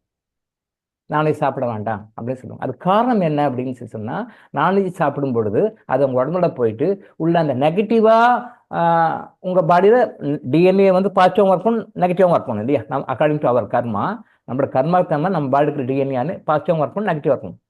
அது அதனுடைய டியூட்டி. இப்போ இது என்ன பண்ணும், அந்த நெகட்டிவாக ஒர்க் பண்ணக்கூடிய அந்த டிஎன்ஏனுடைய மூலக்கூறுகளை, அதுவே மூலக்கூறு, அதனுடைய மூலக்கூறு நான் உங்களுக்கு சொல்கிறேன், அண்டர்ஸ்டாண்டிங்காக சொல்கிறேன். அதை இது போய் ட்ரிகர் பண்ணிவிடும். நெகட்டிவான விஷயங்களை இன்னும் கொஞ்சம் ஃபோர்ஸ்ஃபுல்லாக ட்ரிகர் பண்ணிவிடும். அதுக்காக அந்த டைமில் நான்வெஜ் சாப்பிட வேண்டாம்னு சொல்லுவாங்க. ஜோதிடர்கள் சொல்லுவாங்க, டாக்டர் இல்லை. நான் ஜோதிடர்களை பற்றி பேசுகிறேன். பட் இன்னைக்கு இருக்கிற ஜோதிடர்கள் யாரும் அதை பற்றி பேசுகிறதே கிடையாது. இவரே நான்வெஜ் சாப்பிட்டு விட்டு உட்காருவார் கன்சல்டிங் கொடுக்க. இவரே வேறு நல்ல தொண்டை வரைக்கும் நான்வெஜ் சாப்பிட்டுட்டு கவுன்சிலிங் சொல்லுவார், உட்காருவார். அப்புறம் எப்படி மற்றவங்களுக்கு இவர் கவுன்சிலிங் கொடுக்குறது? அவர் சொல்கிற கவுன்சிலிங் கேட்டு உருப்பிடுவாரா? உருப்பிட மாட்டார். அவர் ஜோதிடர்னா ஜோதிடர் பக்குவமாக இருக்கணும். மருத்துவர் பக்குவமாக இருக்கணும். நாமளே நான்வெஜ் சாப்பிட்டு நாமளே தண்ணி அடிச்சு நாமளே சிகரெட் பிடிச்சி பேஷண்ட் சொல்லக்கூடாது. நீங்கள் தண்ணி அடிக்காதீங்க, லிக்கர் சாப்பிடாதீங்க, நீங்கள் சிகரெட் பிடிக்காதீங்க அப்படின்னு சொல்லக்கூடாது. ஸ்கிரீனுக்கு அதனை போய் அவரை பிடிச்சிட்டு வருவார். இன்னைக்கு நிறைய பேர் அதான் பண்ணிட்டு இருக்காங்க. முதல்ல நாம் என்ன சொல்கிறோமோ அதை நாம் ஃபாலோ பண்ணணும். நான் உங்களுக்கு என்ன அட்வைஸ் பண்ணுறேனோ அது எல்லாமே நான் ஃபாலோ பண்ணுவேன். உங்களுக்கு நான் என்ன அட்வைஸ் பண்ணணும் கர்மானதி ஹீலிங்கில் இங்கே ஸ்க்ரீன் முன்னால் உட்காந்து உங்களை என்னெல்லாம் சொல்கிறனோ அதை டே டு டே லைஃப்பில் நான் 100% ஃபாலோ பண்ணேன். Not 99, 98, 95, 100% follow. நான் என்ன ஃபாலோ பண்ண அதான் சொல்லுவேன். என்ன சொல்கிறோம் அதான் ஃபாலோ பண்ணேன். பட் இன்னைக்கு அப்படி கிடையாது. லிக்கர் சாப்பிடுவாங்க, லிக்கர் சாப்பிடாதீங்கன்னு வாங்க. இவங்களே டென்ஷன் ஆவாங்க, டென்ஷன் ஆகாதீங்கன்னு வாங்க. இவங்களே சிகரெட் பிடிப்பாங்க, சிகரெட் பிடிக்காதீங்கன்னு சொல்லுவாங்க. இவங்க ஃபுல் கட்டுவாங்க, நான்வெஜ் சாப்பிடாதீங்கன்னு வாங்க சொல்லுவாங்க. தப்பு, அப்படி செய்யக்கூடாது. ஊருக்கு உபதேசம் சொன்னால் பண்ணக்கூடாது. ஸோ ஜோதிடர்கள் என்ன சொல்லுவாங்கன்னா கவிச்சு சாப்பிடாதீங்க. அப்போ கவிச்சு சாப்பிடாம இருந்தோம் அப்படின்னு சொல்லி சொன்னால் உங்களுடைய அந்த நெகட்டிவ் கர்ம வேலை செய்கிற விகிதம் வந்து குறைஞ்சிடும். நெகட்டிவ் கர்மா வந்து ட்ரிகர் ஆகாது. அப்போ நெகட்டிவ் கர்மா ட்ரிகர் ஆகாது, அது பாசிட்டிவ் கர்மா மாறும். உணவுக்கு அந்த சக்தி இருக்குது, அந்த பவர் இருக்குது. அதனால தான் அந்த காலத்து ஜோதிடர்கள் சொன்னாங்க. எனக்கு தெரிஞ்சு இந்த காலத்து ஜோதிடர்கள் யாரும் அப்படி சொல்கிறது இல்லை. சொன்னால் தான் போட்டும். கர்மாஞ்சிகளையா சொல்கிறோம். சாப்பாடு அப்படின்றது வந்து உங்களுடைய வாழ்க்கையில் சந்தோஷத்துக்கு உண்டான ஒரு விஷயம். அதுக்கு என்ன சார் சம்பந்தம்? நிறைய பேர் கோயிலுக்கு போகும்போது நான்வெஜ் சாப்பிடக்கூடாது அப்படின்னு சொல்லிட்டு என்ன பண்ணுவாங்க, நான்வெஜ் சாப்பிடாம இருப்பாங்க. இல்லைன்னா நமக்கு தெரிஞ்ச நிறைய ஆசாமிகள் இருக்காங்க, மதியானம் சண்டே மதியானம் நல்லா கட்டுன்னு கட்டுவாங்க நான்வெஜ் சாப்பிட்டுட்டு குடிச்சிட்டு கோயிலுக்கு போயிட்டு வந்துடுவாங்க. ஏன்னா குடிச்சா அந்த தோஷம் போயிட்டு கோயிலுக்கு போயிட்டு வருவாங்க. வந்துட்டு மிச்சம் இல்லை நைட்டும் சாப்பிடுவாங்க. தப்பு. நான்வெஜ்ஜே சாப்பிடக்கூடாது. அப்படியே சாப்பிட்டீங்க அப்படின்னு சொல்லி சொன்னால் கூட அது வந்து புதன்கிழமையில மட்டும்தான் சாப்பிடக்கூடாது. அப்படியே சாப்பிட்டாலும் புதன்கிழமையில மட்டும்தான் சாப்பிடணும். சண்டேஸ் கூட சாப்பிடக்கூடாது. அப்படியே புதன்கிழமையில சாப்பிட்டா கூட மதியானம் தான் சாப்பிடணும். நைட்டில் சாப்பிடக்கூடாது, காலையில் சாப்பிடக்கூடாது, மதியானம் மட்டும்தான் சாப்பிடணும். அப்படியே சாப்பிட்டாலும் நீங்கள் சாப்பிட்ற மாதிரி பிரியாணிலாம் சாப்பிடக்கூடாது. அந்த காலத்தில் இருப்பாங்க பார்த்தீங்கன்னா, குழம்பு சாதத்தில் குழம்பு போட்டு பிசைஞ்சு சாப்பிடுவாங்க. அதில் உங்களுக்கு பாதிப்புகள் கம்மியாக இருக்கும். நான் சொல்கிறது அப்படியே ஸ்டெப் பை ஸ்டெப்பாக சொல்லி வரேன். டாக்டர் ஊக்குவிக்கவில்லை, அதை குறைச்சி சொல்லிட்டு வரேன். நான்வெஜ்ஜே சாப்பிடக்கூடாது. இல்லை அப்படியே சாப்பிட்றீங்கன்னா கூட அது புதன்கிழமையே தான் சாப்பிடணும். அப்படியே புதன்கிழமையே சாப்பிட்றீங்கன்னா கூட மதியானத்துல தான் சாப்பிடணும், காலைல நைட்டில் சாப்பிடக்கூடாது. அப்படியே அதை சாப்பிட்றீங்கன்னா கூட குழம்பு ஃபார்மில் சாப்பிடணும். சாதம் குழம்பு அப்படி ஃபார்ம் சாப்பிடணும். பிரியாணி கல்ச்சர் டோட்டல் உங்களுக்கு எகெயின்ஸ்ட் நேச்சர். இன்னைக்கு எங்கே போனாலும் பிரியாணி தான். எங்கே போனாலும் biryani. 24 hours available. 24 hours 365 days எங்கே போனாலும் அவைலபிள் பிரியாணி. அதில் வேறு ஆம்பூர் பிரியாணி, வாணியம்பாடி பிரியாணி, திருப்பத்தூர் பிரியாணி, வேலூர் பிரியாணி, ஊருக்கு ஒரு பேர் வச்சுட்டு பிரியாணி. ஊருக்கு ஒரு பிரியாணி. தலப்பாக்கட்டு பிரியாணி, அந்த பிரியாணி, இந்த பிரியாணி, வேட்டி பிரியாணி, சட்டை பிரியாணி, என்ன அப்படிதான் போயிட்டுருக்கு. பிரியாணி உடம்புக்கு கெடுதல். குழம்பா வச்சு குழம்பா சாப்பிடுங்க, அதில் கொஞ்சம் கெடுதல் குறையும். அந்த சிஸ்டம் அப்போ இருந்தது. நான்வெஜ் சாப்பிட்டா கூட அவங்க கொஞ்சம் ஆரோக்கியமாக இருந்தாங்க. இன்றைக்கி நான்வெஜ் சாப்பிட்டுட்டு கல்யாணத்தில் ரிசப்ஷனில் ஹார்ட் அட்டாக் வந்து 20 வயசு பையன் இறந்து போயிட்டான், 25 வயசு பொண்ணு இறந்து போச்சு, மெசேஜ் வருது, பேப்பரில் வருது. நான் சொல்ல பேப்பரில் வருது. ரிசப்ஷனில் போய் டான்ஸ் போட்டாங்களாம். என்னடா வயசுனா 25 வயசு பையன் இறந்து போயிட்டான். ரிசப்ஷனில் போய் டான்ஸ் போட்டுச்சான், 24 வயசு பொண்ணு இறந்து போச்சு ஹார்ட் அட்டாக்ல. இந்த கன்றாவை எங்கே போய் சொல்லுவீங்க, யார்கிட்ட போய் சொல்லுவீங்க? இதெல்லாம் செவத்தில் தான் முட்டிக்கணும். அப்படி போயிட்டு இருக்கு உணவு. சரி, அப்படியே சாப்பிட்டாங்க. மட்டனில் வந்து இந்த கொழுப்புன்னு சொல்லி ஒரு ஒரு ஒரு அது என்னது, அது இன்டர்நேஷ்னல் லெவலில் ஒரு பெரிய சதித்திட்டம். அதை கொண்டு வந்து மட்டனை விட்டாங்க. இன்னைக்கெல்லாம் சிக்கனில் போயிட்டாங்க. நீங்கள் வந்து மட்டன் சாப்பிட்ற விட சிக்கன் சாப்பிட்றது ரொம்ப கெடுதல். நிறைய பேர் தெரியாது. நான் பல வீடியோஸில் கூட சொல்லியிருக்கேன், கிளாஸ்லாம் சொல்லியிருக்கேன், அட்வர்டைஸ்மெண்ட்டு ஏற்கனவே இதை பற்றி கூட சொல்லியிருக்கேன். ஒரு லேடி அப்படியே ஸ்டைலாக அப்படியே, என் பெண்ணுக்கு நான் புரோட்டீன் சத்துக்காக சிக்கன் வாங்கி கொடுக்கிறேன், ஒரு கம்பெனியோட அட்வர்டைஸ்மெண்ட் பஸ்ஸில் பார்த்து. அப்படி ஸ்டைலாக செம்மா அப்படியே ஸ்டைலாக உட்காந்து அப்படி நெம்பா திமுறா அப்படி ஸ்டைலாக சொல்லுங்க, என் மகளுக்கு நான் புரோட்டீன் கொடுக்குறேன், இந்த கம்பெனியினுடைய கம்பெனியினுடைய இறைச்சியை வாங்கி கொடுக்குறேன், சிக்கன் வாங்கி கொடுக்குறேன் பெருமை. அது மகளுக்கு ஆப்பு இருக்குன்னு அது தெரியல. அந்த மகளுக்கு நல்ல சரியான ஆப்பு இருக்குதுன்னு தெரியல. அது அப்படி ஸ்டைலாக ப்ரைடாக பெருமையாக கொடுக்குது, தெரியல. சிக்கன் கொடுத்தீங்க அப்படின்னு சொல்லி சொன்னால் உங்கள் குழந்தைக்கு நல்லதுன்னு நீங்கள் நினச்சி கொடுக்குறீங்க. உங்கள் குழந்தைக்கு உங்களால் முடிஞ்ச வரைக்கும் எவ்வளோ கெடுதல் கொடுக்கணும் அவ்வளோ கூட சத்தியமாக கொடுக்குறீங்க. சத்தியம்.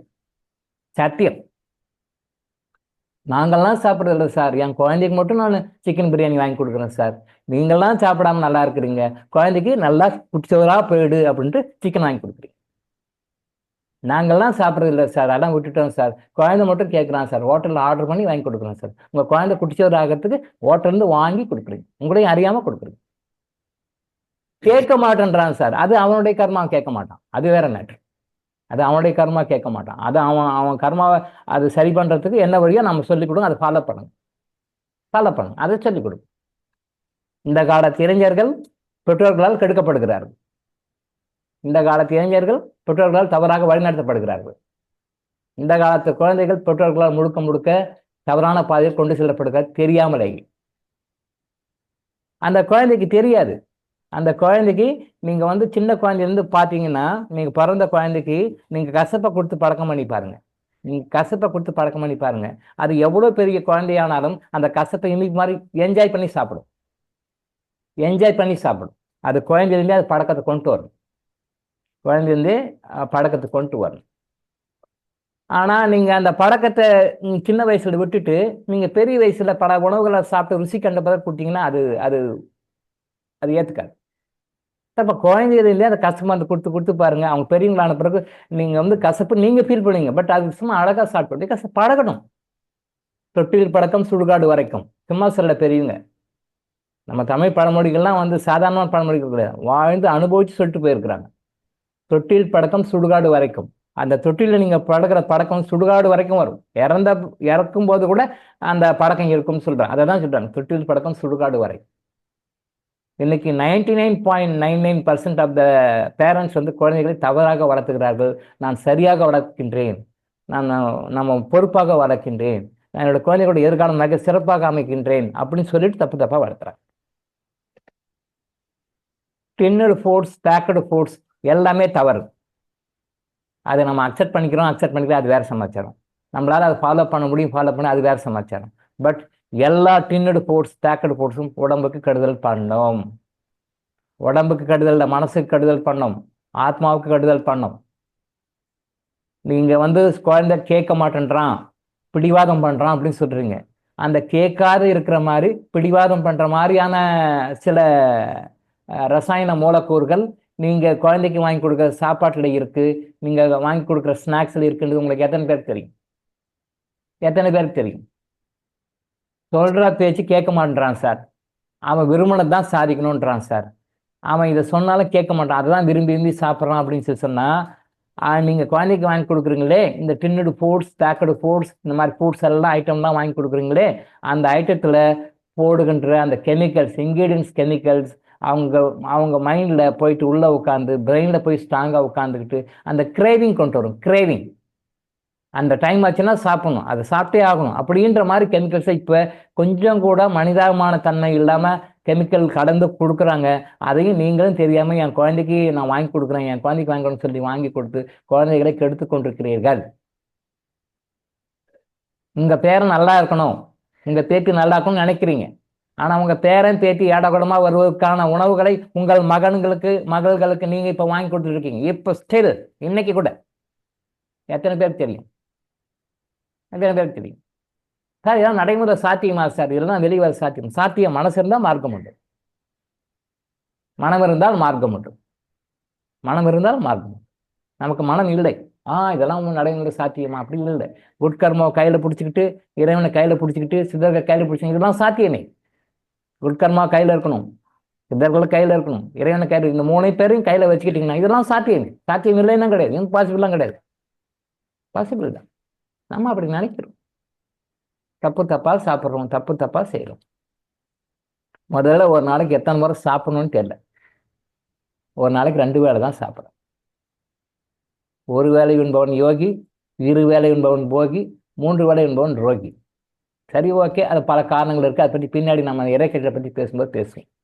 இப்போ டைம் ஒன்று கொஞ்சம் நேரம் தான் இருக்குது, அதுக்குள்ளே சில விஷயங்களை சொல்லுவோம். 3 வேளை சாப்பிட்றாங்க. இந்த 3 வேளைக்கு மேலே ஒரு வேளை கூட உணவு உள்ளே போகக்கூடாது. இது உங்களுக்கு நோய்களை, பிரச்சனைகளை உருவாக்கும். புரிஞ்சுக்கோ. நான் பல வகுப்புகளை சொல்லியிருக்கேன், நிறைய வீடியோஸும் போட்டிருக்கேன். இப்போ புதுசாக வந்தவங்களுக்கு தெரியாது. 1 வேளை உணவு சாப்பிட்றீங்கன்னா அடுத்த வேளை உணவுக்கும் இதுக்கும் மத்தியில் மினிமம் 3.5 hours கேப் இருக்கும். அது it vary from person to person, நபருக்கு நபர் வித்தியாசம். ஜென்ரலாக வச்சுங்கன்னா ஒரு 3.5 மணி நேரம். இந்த 3.5 மணி நேரத்துக்கு மத்தியில் நீங்கள் எது சாப்பிட்டாலும் உள்ள சிஸ்டம் மாறிடும், கொலாப்ஸ் ஆகிடும். அப்போ லாஸ்ட் மந்த் கூட பேசியிருக்கேன். ஒரு வேளை உணவு காலைல 8 மணிக்கு பிரேக்ஃபாஸ்ட் சாப்பிட்றீங்க, 12 o'clock தான் எழுதி ஒரு அப்ராக்சிமேட்டாக சொல்லுவோம், 1/2 hour ரவுண்டாக வேண்டாம், 4 hours வச்சுக்கோங்க, ரவுண்டாக சொல்கிறேன். 3.5 மணி நேரம் 3.25 மணி நேரம் இருந்தால் போதும், 4 மணி நேரம் வச்சுக்கோங்க. அப்போ 8 மணிக்கு டிஃபன் சாப்பிட்றீங்க, 12 மணிக்கு லஞ்சு சாப்பிட்றீங்க. இந்த 4 மதியில் நீங்கள் வந்து மதியில் ஒரு 11-12 மணி வந்து ஒரு சமோசா சாப்பிட்றீங்க, இல்லை ஒரு 2 வடை சாப்பிட்றீங்க, கொலாப்ஸ் ஆகிடும். அப்போ என்ன ஆகும், இயற்கையை ஏற்கனவே சாப்பிட்டது அப்படியே விட்டுடும், செமி டைஜஸ்டாக விட்டுடும், இதை ஜாயின் பண்ண ஆரம்பிச்சு இது உள்ளே போய் உங்களுக்கு நிறைய பிரச்சனைகளை உருவாக்கும். அடுத்து மதியானம் லஞ்ச் 12 மணிக்கு சாப்பிட்றீங்க, ரைட், ஓகே. அடுத்தது 4 ஹவர்ஸ்க்கு மேலே ஏதாவது சாப்பிடணும், ஒரு 5 மணி மாதிரி சாப்பிடணும். நீங்கள் என்ன பண்ணுங்க, ஒரு 4 மணி மாதிரி சுமாருக்கு வந்து ஒரு 3 மணி மாதிரி சுமாருக்கு ஏதாவது ஸ்நாக்ஸ் பிஸ்கட் சாப்பிட்றீங்க, கொலாப்ஸ் ஆகிடும். ஏற்கனவே மதியானம் சாப்பிட அப்படியே விட்டுட்டு இந்த பிஸ்கட் டைஸ் பண்ண ஆரம்பிச்சு. Yes, right, okay. அது அங்கே கொலாப்ஸ் ஆகிட்டு தான் திருப்பி அடுத்த நைட் சாப்பாடு சாப்பிடுங்க. நைட் சாப்பாடு சாப்பிட்டுட்டு அது பிறகு எதுவும் சாப்பிடக்கூடாது, ஃபுல் கேப் பண்ணணும் காலைல வரைக்கும். அப்போ நிறைய பேர் தப்பாக சொல்லப்பட்டு நைட் சாப்பாடு சாப்பிட்டு 2 hours கழிச்சு ஒரு படம் சாப்பிட்றீங்க. நான் லாஸ்ட் வீக் கூட சொன்னேன், பழம்ன்றது எப்பயும் சாப்பாட்டுக்கு முன்னாடி தான் சாப்பிடணும், சாப்பாடு பின்னாடி. ஈவன் பனானா கூட, வாழைப்பழம் கூட சாப்பிட்டு பிறகு சாப்பிட்றதுக்கு முன்னாடி தான் சாப்பிடணும். சாப்பிட்றதுக்கு 1 hour 2 hours முன்னாடி சாப்பிடணும், அப்புறம் டின்னர் சாப்பிடணும். சாப்பிட்ட பிறகு சாப்பிடக்கூடாது. அப்போ சாப்பிட்ட பிறகு நீங்கள் படம் சாப்பிட்றீங்க, அது போய் ஒரு ப்ராசஸ் பண்ணணும். ஏற்கனவே சாப்பிட்டது வந்து செமி டேஸ்டாக விட்டுடும். இப்படி செமி டேஸ்டாக விடுறது தான் பின்னாடி உங்களுக்கு நோய்கள் உருவாகிறதுக்கு அடிப்படை காரணங்களாக இருக்கின்றன. இந்த வைரஸ் வந்துருச்சு, இந்த பாக்டீரியா வந்துருச்சு, இது அஃபெக்ட் ஆயிடுச்சு, பிளட் குறைஞ்சி போச்சு, இதில் ஆர்பிசி கவுண்ட் இப்படி இருக்கு, டபிள்யூபிசி கவுண்ட் இப்படி இருக்கு, ஹார்ட்டில் பல்ஸ் விஷயம் இப்படி இருக்கு, இதெல்லாம் ரைட், ஓகே. அது ஏன் வருது, அது ஏன் அப்படி ஆகுது? இன்னொருத்தருக்கு ஹார்ட் ரேட் கரெக்டாக இருக்கு, உங்களுக்கு ஏன் குறையுது? இன்னொருத்தருக்கு ஆர்பிசி கவுண்ட் கரெக்டாக இருக்கு, உங்களுக்கு ஏன் குறையுது? இவருக்கு டபிள்யூபிசி கவுண்ட் கரெக்டாக இருக்கு, உங்களுக்கு ஏன் குறையுது? ஏன் உங்களுக்கு குறையுது, அவருக்கு குறையல? பை ஏதோ காரணம் இருக்கு. அப்போ உணவு முறைகளில் நம்ம நிறைய விஷயங்களை ஃபாலோ பண்ணணும். அதை டைட்டில் ஃபாலோ பண்ணுங்க, விஷயத்தை நோட் பண்ணுங்க, அந்த டைட்டில் அப்ளை பண்ணுங்க.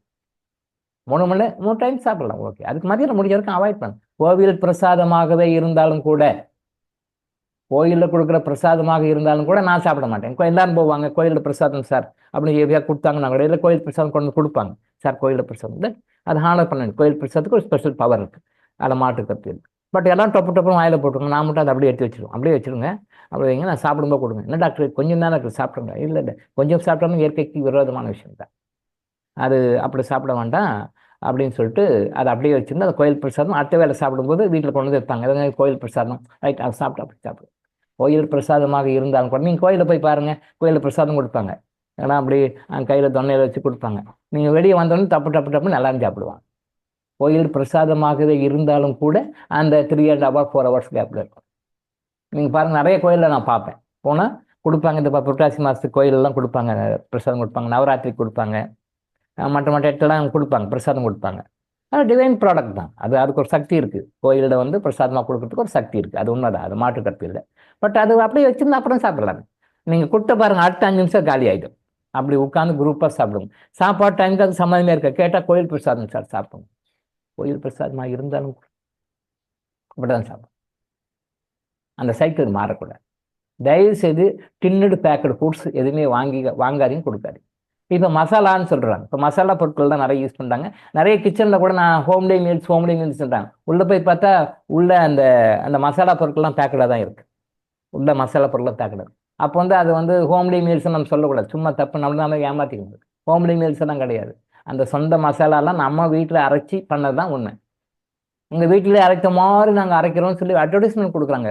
அது அட்வர்டைஸ்மெண்ட் கொடுக்குறது எப்படினாலும் கொடுக்கலாம், அதை பற்றி பெரிய விஷயம். உங்கள் வீட்டிலே செஞ்ச மாதிரி நாங்கள் பண்ணி கொடுக்குறோம் அப்படின்னு சொல்கிறாங்க. ஓஹோ, எங்கள் வீட்டிலே செய்கிற மாதிரி நீங்கள் கொடுக்குறீங்களா? ஓகே, ரைட், இந்தாங்க வாங்குறாங்க. உங்கள் வீட்டிலே செய்கிற மாதிரி தான் செய்யல, அங்கே மாடர்னாக என்ன செய்யணுமோ அதான் செய்கிறாங்க. அது என்ன செய்யணுமோ எல்லாம் தான் செய்கிறாங்க. அது எல்லாருக்கும் தெரியும், நமக்கு தெரியும், மற்றவங்களுக்கு தெரியுமோ தெரியாது. அவங்க என்னென்ன கிளாடங்களுக்கு வேலை பண்ணாங்க நமக்கு நல்லாவே தெரியும். ஆனால் அட்வர்டைஸ்மெண்ட்டு நான் இப்படி பண்ணுறேன் அப்படி பண்ணுறேன், நம்ம மக்களும் அதை போய் வாங்குறாங்க. இன்னைக்கு கிச்சனில் போய் பார்த்தோம்னா கூட நிறைய ஃபேமிலியில் இந்த மாதிரி ரெடிமேட் மசாலாஸ் வச்சுருக்காங்க. கெமிக்கல்ஸ், உங்களுடைய கிட்னியை பாதிக்கக்கூடிய கெமிக்கல்ஸ், உங்களுடைய லங்ஸை பாதிக்கக்கூடிய கெமிக்கல்ஸ், உங்களுடைய ஹார்ட்டை பாதிக்கக்கூடிய கெமிக்கல்ஸ், உங்களுடைய இன்டெஸ்டைன் சிஸ்டத்தை பாதிக்கக்கூடிய கெமிக்கல்ஸ் இருக்குது. இப்போ கூட நீங்கள் உங்கள் வீட்டில் போய் கிச்சனில் போய் பாருங்கள், ஒரு பொருளை எடுத்து சொல்லுங்க, நான் சொல்லுவேன். ஓப்பன் ஃபாரமில் சொல்லக்கூடாது. பட் ஒரு பொருளை எடுத்து சொன்னீங்கன்னா அது என்னென்ன கெமிக்கலுக்கு என்னால் சொல்ல முடியும், அது உங்களுக்கு என்ன பிரச்சனைகள் உருவாக்கும்னு சொல்ல முடியும். இப்போ கூட நீங்கள் உங்கள் வீட்டில் போய் கிளாஸ் முடிஞ்சு போய் பாருங்கள். குறைஞ்சபட்சம் 2-3 வச்சுருப்பீங்க. ரெடிமேட் மசாலா தூள் கம்பெனியில் வாங்கி வச்சுருப்பீங்க. உங்கள் வீட்டில் அரைச்சிருக்க மாட்டீங்க. உங்கள் வீட்டில் அரைச்சிருக்க மாட்டீங்க. அந்த காலத்தில் பாட்டிங்க அரைப்பாங்க, அம்மாங்க அரைப்பாங்க. இப்போ யாருக்கும் அரைக்க நேரம் இல்லைங்க. எங்களுக்கு அதுக்கெல்லாம் டைம் இல்லைங்க. அப்படி இருக்கும். இதுக்கெல்லாம் டைம் இருக்காது. டாக்டர்கிட்ட அப்பாயின்மெண்ட் வாங்குறதுக்கு டைம் இருக்கும், மெடிக்கல் ஷாப்புக்கு போகிறதுக்கு டைம் இருக்கும், அங்கே ஸ்கேன் சென்டரில் உட்காரத்துக்கு டைம் இருக்கும், டயக்னோஸ் சென்டரில் அவங்க ரிசல்ட் கொடுக்குற வரைக்கும் பார்க்கறதுக்கு டைம் இருக்கும். இவங்களுக்கெல்லாம் கொடுக்கணும்ல ஃபீஸு, இவங்களுக்கெல்லாம் ஃபீஸ் கொடுக்கணும்ல, அந்த ஃபீஸை கொடுக்கறதுக்கு நீங்கள் சம்பாதிக்கணும்ல, அந்த சம்பாதிக்கிறதுக்கு செலவு பண்ணுறதுக்கெல்லாம் டைம் இருக்கும். நல்லா பாருங்க, இதுக்கெல்லாம் டைம் இருக்கும். அதே நேரத்தில் இவங்களாம் ஒரு ஃபீஸ் கொடுக்கணும். இந்த ஃபீஸை கொடுக்கறதுக்கு சும்மா கொடுக்க முடியாதுல்ல, அது சம்பாதிக்கணும். அப்போ சம்பாதிக்கிறதுக்கு you have to spend some time. நீங்கள் ஒரு டைம் ஸ்பெண்ட் பண்ணி சம்பாதிக்கணும் இல்லையா? அப்போ அதுக்கெல்லாம் டைம் இருக்குது. பாருங்க எப்படி நெகட்டிவான விஷயங்கள்லாம் டைம் இருக்குது. ஆனால் நீங்கள் அதுக்காக ஒதுக்கி அந்த பொருள்களை வாங்கி உங்கள் வீட்டில் நீங்கள் மிக்சிலையோ ஏதாவது கிரைண்ட்லேயோ போட்டு அதை பவுடர் பண்ணி அதை யூஸ் பண்ணுறதுக்கு உங்களுக்கு டைம் இல்லை. இப்படித்தான் நம்ம வீணாக போயிட்டுருக்கோம். ஒரு ஆன்லைன் ப்ராடக்ட்டை பற்றி ஒரு இன்டர்நேஷ்னல் லெவலில் அந்த ஆன்லைன் நிறுவனத்தினுடைய இது மீட்டிங் போடுவாங்க. ஒரு மீட்டிங் அன்னைக்கு கூப்பிட்டுருந்தாங்க, போயிருந்தேன். அவங்க அமெரிக்காவில் இருக்காங்க. அமெரிக்காவிலேருந்து அவங்க லெக்சர் கொடுக்குறாங்க. அந்த டவுன்லைனை டெவலப் பண்ணுறதுக்காக லெக்சர் கொடுக்குறாங்க. அப்போ அவங்க மீட்டிங்கில் சொல்கிறாங்க, நான் திருப்பி கண்ட்ரிக்கு போகிறதுக்கு 1 month ஆகும். த்ரூ அவுட் வேர்ல்டு ஃபுல்லாக போயிட்டு அந்த ஆன்லைன் பிஸ்னஸ் பற்றி ஊராக சொல்லிட்டு வருவேன். நான் என்ன பண்ணேன், வீட்டில் குக் பண்ணிட்டு டேட் போட்டு வச்சுட்டு வந்துட்டாங்களா. அவங்க சொல்கிறாங்க பாருங்கள், 30 நாள் ஆகும்.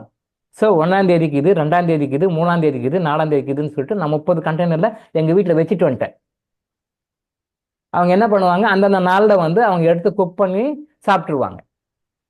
கலிஃபோர்னியாவில் இருக்காங்க. அவங்க உலகம் முழுசும் ட்ராவல் பண்ணாங்க, பிஸ்னஸ் டெவலப் பண்ணுறதுக்காக ட்ராவல் பண்ணாங்க. அந்த ஆன்லைன் பிஸ்னஸ் டெவலப் பண்ணுறதுக்காக ட்ராவல் பண்ணுறாங்க.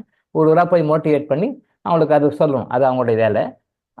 கமிஷனுக்காக அவங்களுக்கு ராயல்ட்டி மாதிரி நிறைய வரும். அது ஒரு பிஸ்னஸ், அது இன்கம்காக போகிறாங்க. அப்படி உள்ளே போகும்போது அவங்க சொல்கிறாங்க, நான் 1 monthக்கு உண்டானதெல்லாம் ரெடி பண்ணி சொல்லிட்டு வந்துட்டேன் வீட்டில். அவங்க டே போட்டு விட்டாங்க, ஸ்டிக்கர் போட்டு 1ஆம் தேதி 2ஆம் தேதி. ஸோ 1 month ஆகும். நான் போகுது அந்த நாளில் எடுத்து அதை மைக்ரோ ஓவனில் வச்சு சூடு பண்ணி அவங்க சாப்பிட்டுப்பாங்க. ஓகே, அவங்க சொல்கிறாங்க. உலகம் முழுசும் ஓடி போய் லெக்சர் கொடுத்து கஸ்டமர்ஸை கன்வின்ஸ் பண்ணி வர்ற ராயல்ட்டி சம்பாதனையை அவங்க இந்த மாதிரி சாப்பிட்டு வயிற்றுக்கு தான் செலவு பண்ணணும். இந்த காசு வயிற்றுக்கு தான் செலவு பண்ணணும். Day 1, Day 2, Day 3லேருந்து ஃப்ரெஷ்ஷாக குக் பண்ணி சாப்பிட டைம் இல்லை, செஞ்சு வச்சுட்டு வந்துட்டாங்க. அது பெருமையாக வேறு சொல்கிறாங்க, நான் பார்த்தியா இப்படி பண்ணிட்டேன் பார்த்தியா அப்படின்றாங்க. அது எவ்வளோ இக்னரன்ஸ் இருக்காங்க எனக்கு மட்டும்தான் தெரியும், மற்றவங்களுக்கு யாருக்கும் தெரியும். ஓஹோ, கை தட்டாங்க, ஓ சூப்பர் பார்த்தியா, நமக்காக 1 month முன்னாடியே ப்ரிப்பேர் பண்ணி கொடுத்துட்டு வராங்க. இவங்க கை தட்டுறாங்க, என்னால் கை தட்ட முடியுது. அட இப்படி ஒரு ஞான சூன்யமாக இருக்கிறீங்களே, நான் எங்கே போய் சொல்ல அப்படின்னு நான் தான் ஃபீல் பண்ணேன். அப்போ அந்த ஒரு நாளும் அவங்க சாப்பிட்ற அவங்க ஃபேமிலியினுடைய ஹெல்த் எப்படி இருக்கும், நாளைக்கு ஒரு பிரச்சனை வரும். அப்போ அதுக்கு ஸ்கேன் பண்ணிட்டு ட்ரீட்மெண்ட் பண்ணிட்டு அந்த செலவு இதை சம்பாரிச்சு பண்ணிட்டு அதுக்கு செலவு பண்ணிட்டுருப்பான். நான் சொல்லுவேன், அப்படி சம்பாதிக்குவானா செலவு பண்ணுவானுங்க. ஹெல்த்துக்கு இம்பார்ட்டன்ஸ் கொடுங்களேன். நீங்கள் உங்களுக்கு எதில் இருந்தாலும் அந்த ஆரோக்கியம் இல்லைன்னா நீங்கள் எதையுமே அனுபவிக்க முடியாது. எத்தனை கோடி சொத்து வச்சுருந்தோம், எத்தனை கோடி நகை வச்சுருந்தோம், எது இருந்தாலும் உங்களை ஆரோக்கியம்னா உங்களால் எதையுமே அனுபவிக்க முடியாது. நிறைய பேர் பெரிய கோட்டீஸ்வரர்கள் மல்டி மில்லியனர்களாக இருக்காங்க ஹாஸ்பிட்டலில், விஐபிஸ். கடைசி காலத்தில் டியூப்பில் சாப்பாடு கொடுத்தாங்க அவங்களுக்கு. நான் பேர் சொல்லிக்க வேண்டாம். டியூப்பில் சாப்பாடு கொடுத்தாங்க நிறைய பேருக்கு. கோடிக்கணக்கில் சொத்து, 1000 தலைமுறைக்கு சொத்து, உலகத்தில் இருக்கிற எல்லா நாடுகளையும் சொத்து இருக்குது. ஆனால் கையால் எடுத்து வாயால் சாப்பிட முடியல, என்ஜாய் பண்ண முடியல. டியூப்பில் போயிட்டு இருந்தது. இறக்கிறதுக்கு ஒரு 15 நாள் 1 month முன்னாடி டியூப்பில் போயிட்டு இருந்தது சாப்பாடு. அதை டேஸ்ட் பண்ண முடியுமா? டியூப்பில் போகிற அந்த சாப்பாட்டை ஃபுட் பைப்பை ஓவர்லுக் பண்ணி கொடுக்குற சாப்பாட்டில் நாக்கு சிஸ்டம் உள்ள உணவு குழல் வழியாக கரெக்டாக முறையாக போய் அந்த டேஸ்ட்டை என்ஜாய் பண்ணி அந்த உணவுகளோடு சாப்பிடக்கூடிய இது இல்லாமல் ஃபுட் பைப்பை ஓவர்லுக் பண்ணி இவங்க ஒரு ஃபுட் பைப்பை வச்சு சாப்பாடு கொடுக்குறாங்க. கொடுமை தானே அது? நீ எவ்வளோ இருந்து என்ன பிரயோஜனம்? கடைசியில் சாப்பிடக்கூட முடியுது. ஸோ உணவுக்குன்றது ரொம்ப முக்கியமான விஷயம். சின்ன குழந்தைங்களுக்கு முடிஞ்ச வரைக்கும் எவ்வளோக்குள்ள நேச்சுரலாக கொடுக்கணும் எவ்வளோக்குள்ள கொடுங்க. முடிஞ்ச வரைக்கும் நீங்கள் 3 வேளை சாப்பிட்றீங்களா, 1 வேளை அன்குக்குட் ஃபுட்டை சாப்பிடுங்க. நீங்கள் பிரிச்சுக்கோங்க. லைஃப்பை நீங்கள் சாப்பிட்றீங்க, 3 வேளை சாப்பிட்றீங்க, ரைட்டு, ஓகே. 2 வேளை குக்குடு ஃபுட் சாப்பிடுங்க. 1 வேளை ரா ஃபுட் அன்குக்குட் ஃபுட்டை சாப்பிட பழக்கம் பண்ணுங்க. அன்குக்குட் ஃபுட் பழமாக சாப்பிடுங்க. இதான் ஒரு படமாக சாப்பிடுங்க. இன்னைக்கு இருக்கிற படமும் எல்லாமே வந்து ஜெனட்டிக்கலி மாடிஃபைட் தான். எல்லா படமும் வந்து 100% ஜெனட்டிக்கலி மாடிஃபைட் தான். அது வேறு வழி இல்லை. Right, okay. அதுக்கு வேற சொல்யூஷன்ஸ் இருக்குது, அது பின்னாடி சொல்லுவோம் நம்ம.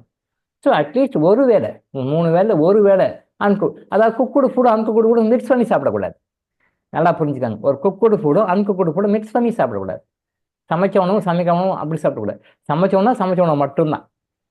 சமைக்காத உணவு மட்டும்தான். இந்த சமைக்காத உணவு வந்து கன்சம்ஷன் வந்து குவான்டிட்டி கம்மியாக தான் இருக்கும். ரொம்ப சாப்பிட முடியாது, கொஞ்சம் தான் சாப்பிடணும். பட் எனர்ஜெட்டிக்காக நல்லா இருக்கும். பட் சீக்கிரம் டைஜஷன் ஆகிடும். குக்குடு ஃபுட்டுக்கும் அன்குக்குடு ஃபுட்டுக்கும் என்ன வித்தியாசம்னா, அன்குக்குடு ஃபுட் வந்து உங்கள் பாடியில் இருக்கிற எல்லா நெகட்டிவும் டோட்டலாக வெளியே எடுத்தும். குக்குடு ஃபுட் அப்படி செய்யுன்னு சொல்ல முடியாது. அன்குக்குடு ஃபுட் வந்து கன்சம்ஷன் கம்மியாக இருக்கும். கொஞ்சம் சாப்பிட்டாலே வயிறு நிறைஞ்ச மாதிரி இருக்கும்.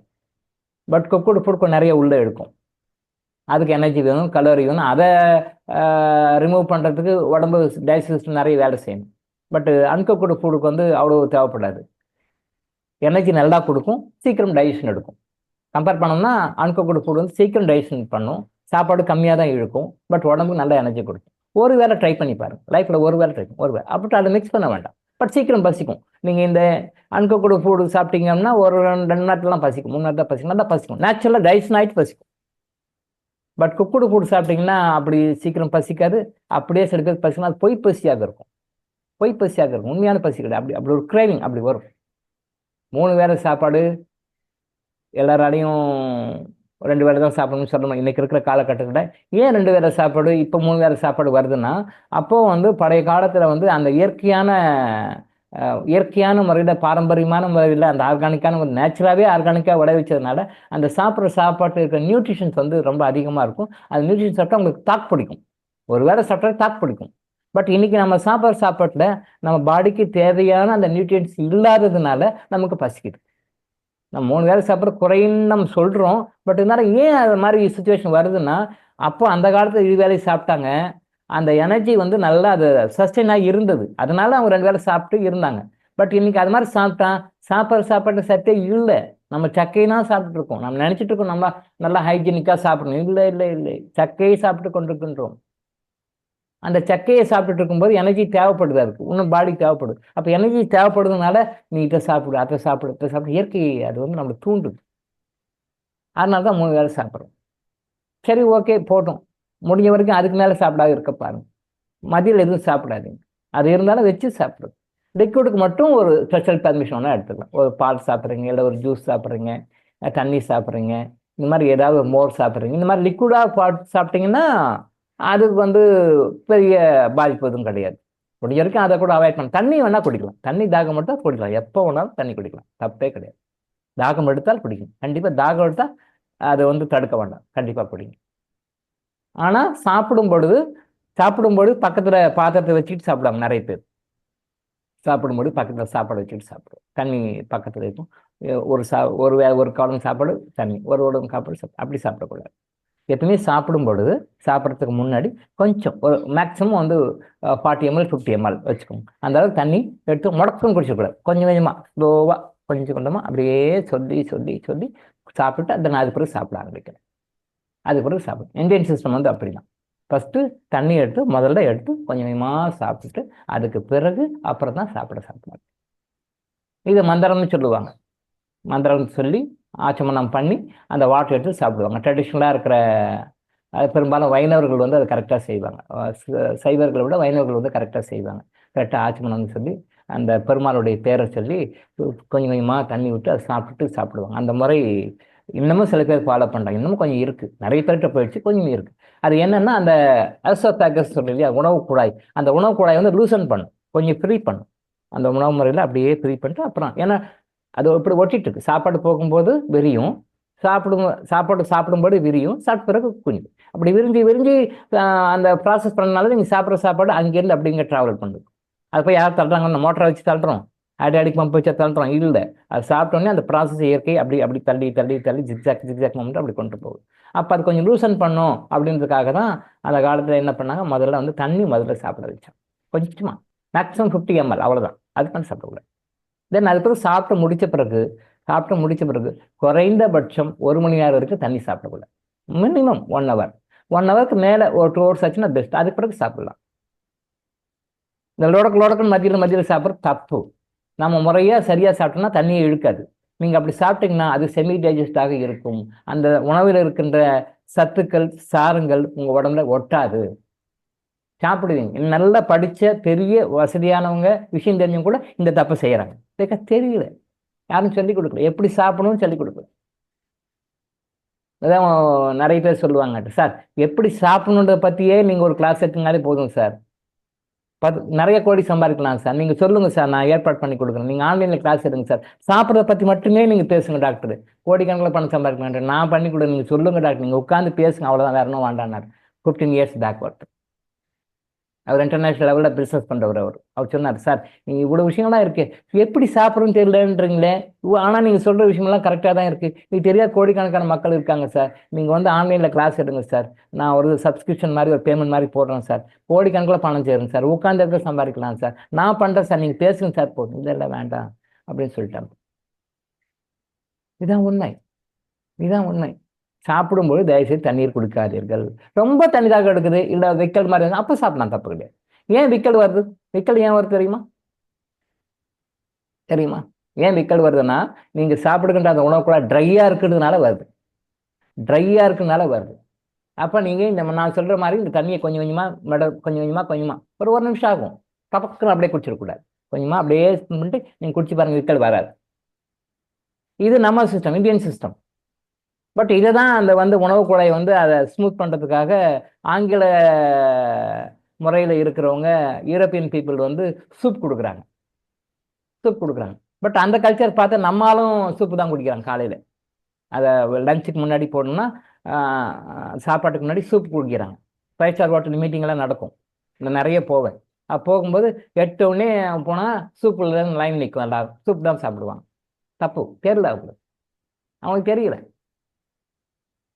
சூப்பு அவங்க சிஸ்டம். ஏன்னா பிகாஸ் அவங்க மைனஸில் இருக்காங்க, அவங்க நெகட்டிவ்ல இருக்கிறாங்க. அதாவது தட் மீன்ஸ் நெகட்டிவ் ஹீட்டில் இருக்காங்க. பாசிட்டிவ் ஹீட்னா ஹீட் ரொம்ப அதிகமாக இருக்கும், நெகட்டிவ் ஹீட்னா மைனஸில் இருக்காங்க. ஆனால் அவங்களுக்கு அங்கே சூடு வேணும். ஏன்னா பிகாஸ் நடுங்கிட்டு இருப்பாங்க, குளிரில் இருப்பாங்க, என்னென்ன உண்டு அத்தனையும் போத்திட்டு இருப்பாங்க, கொஞ்சம் காற்று போனால் கூட குளிரும்.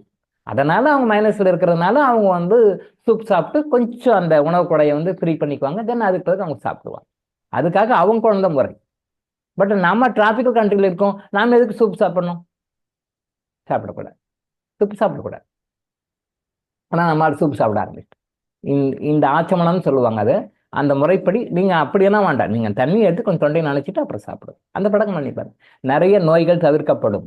நீங்கள் சாப்பாட்டு இருக்கிற அந்த நியூட்ரியன்ஸ் ஃபுல்லாக அப்சார்ப் செய்யப்படும், முழுமையாக அப்சார்ப் பண்ணும். தண்ணி வேற வழி இல்லை அப்படின்னா தாகம் எடுத்தால் கொஞ்சம் குடிச்சிக்கலாம். அதர்வைஸ் தண்ணியெல்லாம் குடிக்க வேண்டாம். ஒரு மணி நேரம் கழிச்சு, 1.5 மணி நேரம் கழிச்சு, 2 ஹவர்ஸ் பெஸ்ட்டு, 1 ஹவர் தான் மினிமம் இருக்கும். அதை அப்படி சாப்பிட்டு பாருங்கள், நீங்கள் என்ன சாப்பிட்றீங்க அதோட எசன்ஸ் ஃபுல்லாக வரும். நீங்கள் ஒரு பொருளை சாப்பிட்றீங்க, அது எந்த அளவுக்கு உடம்பு உள்வாங்கி இருக்குது, எந்த அளவுக்கு கழிவாக வெளியே எழுது உங்களுக்கு தெரியாது. நீங்கள் சாப்பிட்றீங்க, காஸ்ட்லியாக கொடுத்து சாப்பிட்றீங்க, பட் அது உள்ளே இழுக்குதா அப்படின்னு சொல்லி பாருங்கள், இழுக்காது. அது டோட்டலாக மோஷனாக வெளில வரும், உங்களுக்கு தெரியாது, அது வெளில போகுது உங்களுக்கு தெரியலை. அதே மாதிரி கலருக்கு ரொம்ப இம்பார்ட்டன்ஸ் கொடுக்காதீங்க. இப்போ போனால் எங்கே போனாலும் கலர் தான், கலரில் ஒன்றுமே கிடையாது, எதுவுமே கிடையாது. அது ஒரு கிரியேட்டிவாக கொண்டு வந்துட்டாங்க, ஒரு மார்க்கெட்டிங் ஸ்ட்ராட்டஜின்னு சொல்லலாம். மார்க்கெட்டிங் ஸ்ட்ராட்டஜி எதுக்கு? To boost their sales, to boost their income, to boost their profit, அப்படி ஒன்றா சொல்லலாம். பட் உங்களுக்கு இல்லை.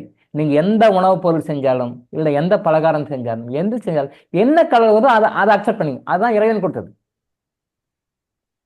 இறைவன் கொடுத்தது. நீங்கள் ஒரு கலரை ஆட் பண்ணாதீங்க, அது தப்பு. இறைவன் செய்யறது கரெக்டாக இருக்கும். நான் பல முறை சொல்லுவேன், இறைவனுடைய பிளான்ல நம்ம குறுக்க நுழைஞ்சோம்னா நமக்கு பனிஷ்மெண்ட் உண்டு.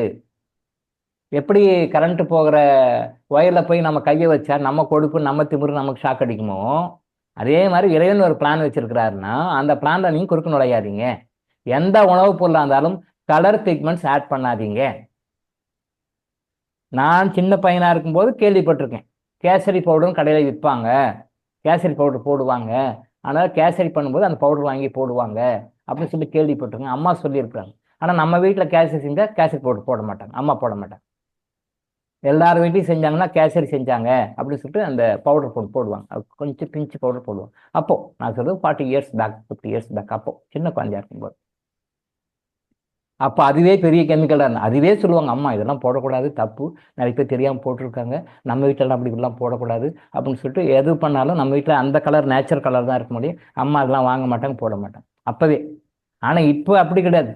எங்கெங்கு காக்கினும், எங்கெங்கு பார்க்கினும் எல்லாமே கலர் தான்.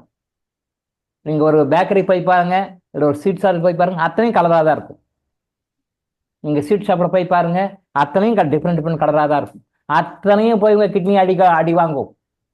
இந்த கிட்னி கொலாஸ் பண்ணும், உங்கள் லிவரை கொலாஸ் பண்ணும். இதெல்லாம் நீங்கள் கலர்னு நினைக்கிறது எல்லாமே உங்கள் லிவரையும் கல்லீரலையும் உங்கள் கிட்னியையும் பாதிக்கும், சிறுநீரகத்தை பாதிக்கும். சத்தியமாக சொல்ல எழுதி வச்சுக்கோம். இது வந்து எஸ்கேப் ஆக முடியாது, யாராக நானாக இருந்தால் கூட. அதான் பஜ்ஜி சாப்பிட்லான்னு போனால் பஜ்ஜி சாப்பிட்டா பஜ்ஜிலையும் கலர் போடலாம், ரெட் கலரில் போடலாம். நீங்கள் சாப்பிட்ற எல்லாத்தையும் கலர் இருக்கு. இப்போ நீங்கள் ஹோட்டலில் போய் சாப்பிட்ற எல்லாத்தையும் கலர் இருக்கு. ஒரு தடவை ஒரு மேரேஜில் மதியானம் லஞ்சு கொடுக்குறாங்க. அந்த லஞ்சில் வந்து கீரை வைக்கிறாங்க. அந்த கீரை வந்து ரொம்ப க்ரீனாக இருக்குது, ரொம்ப கலர் க்ரீனாக இருக்குது.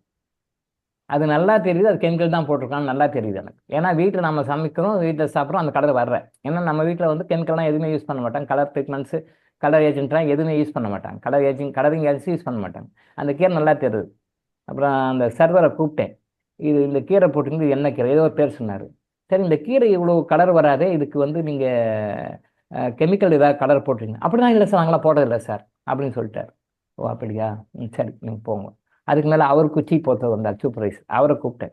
சார் இது வந்து கலர் வந்து நீங்கள் போட்டிருக்கீங்களா அப்படின்னு சொல்லி கேட்டேன். இல்லை சார் அதெல்லாம் இல்லை சார், கரெக்டாக நாங்கள் போடுறோம் சார், கலர்லாம் நேச்சுரல் கலர் அது நமக்கு நல்லாவே தெரியும். அவர் போயிட்டார். அதுக்கு பிறகு அங்கே ஓனர் வந்தார். வரும்போது ஓனரை கூப்பிட்டேன், சார் வாங்க சார் இது போட்டிருக்கீங்களா, இது கலரு போட்டிருக்கீங்க, நான் சொல்கிறேன் கலர் போடலன்னு உங்கள் ஸ்டாஃபுங்கெல்லாம் சொல்கிறாங்க, ஆனால் இது எப்படி சார் அது உண்மையிலே கலரு போட்டிருக்கீங்க சார் நீங்கள் அப்படின்னு. அவர் சார் ஆமாம் சார், தப்பாக நினச்சிக்காதீங்க சார், ஏன்னா நேச்சுரல் கலரில் போட்டால் ஜனங்கள்லாம் வந்து அவ்வளோ லைக் பண்ண மாட்டாங்க, கொஞ்சம் எங்களுக்கும் நிறைய ஆர்டர் வரணும், இதெல்லாம் சாப்பிட்றவங்களுக்கு நிறைய ஆர்டர் வரணும், தப்பாக நான் கலர் போடுறோம் சார், தப்பாக நினச்சிக்காங்க. என்கிட்ட பக்கத்தில் வந்து சொன்னார், கல்யாண பந்தியில், ஆமாம் சார் கலர் போடுறோம் சார், ஏன்னா கலர் போடலன்னா அது ஒரு மாதிரியாக இருக்கும் சார், கலர் மக்கள் அவ்வளோ விரும்ப மாட்டாங்க.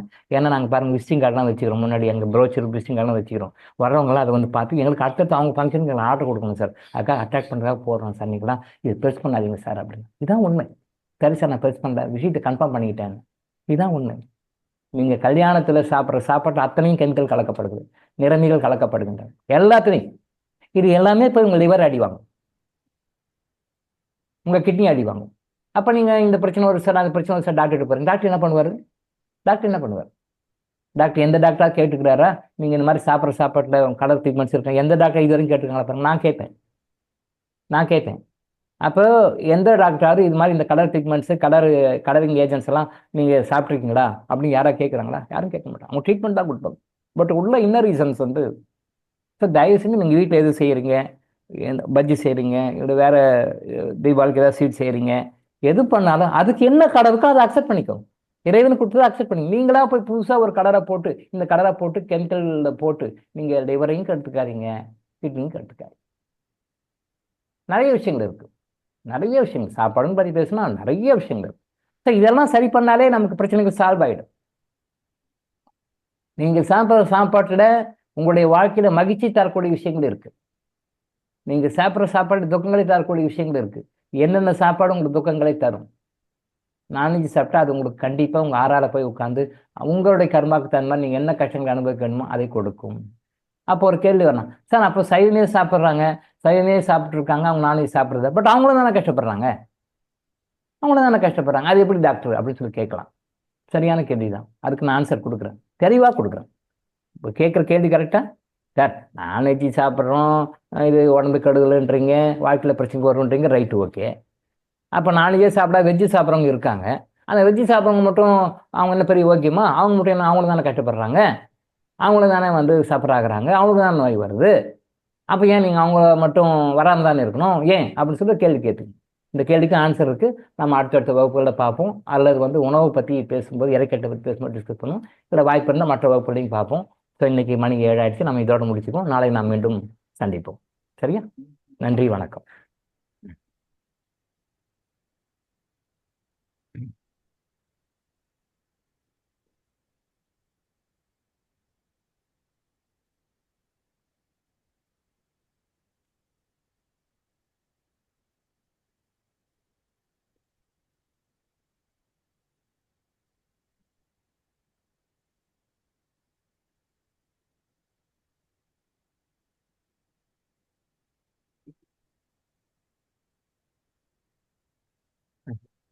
நன்றி ஐயா.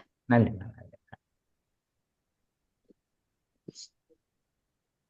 நன்றி ஐயா. நன்றிங்க. நன்றிங்க. நன்றி நன்றிங்க. நன்றிங்க ஐயா. ஏன் வரல சாங்? நன்றிங்க ஐயா. நன்றிங்க ஐயா. நன்றிங்க. புண்ணிய நன்றிங்க. நன்றிங்க ஐயா. நன்றி நன்றி நன்றி நன்றி. நன்றி ஐயா.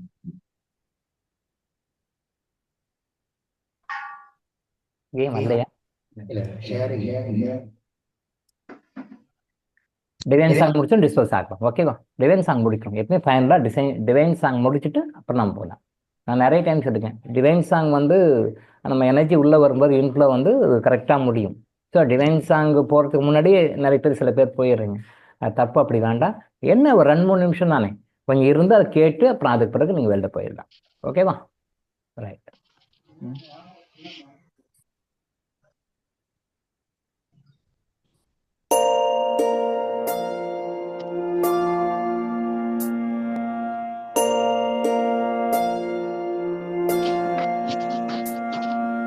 கருவாக்கி உருவாக்கி இணையாண்டு காத்தருளும் இறைவா நன்றி. எங்கும் நிறைந்தோனே, எல்லை இலாதானே, எங்கேயும் எப்போதும் என் குலம் காப்பவனே. நெஞ்சம் துணிய துணையாய் வருவாய், நேர்மறை உணர்வுகள் பெருகிடச் செய்வாய். உடலில் உறுதியை பெரிதாய் தருவாய், உனை உணரும் அறிவை என்னுள்ளருள்வாய். சுற்றமனைத்தும் காப்பவனே, செய்தொழிலில் ஏற்றம் தருபவனே, எடுத்த செயலில் வெற்றி கொடு, என் ஆற்றல் பெருகிட அருளை கொடு.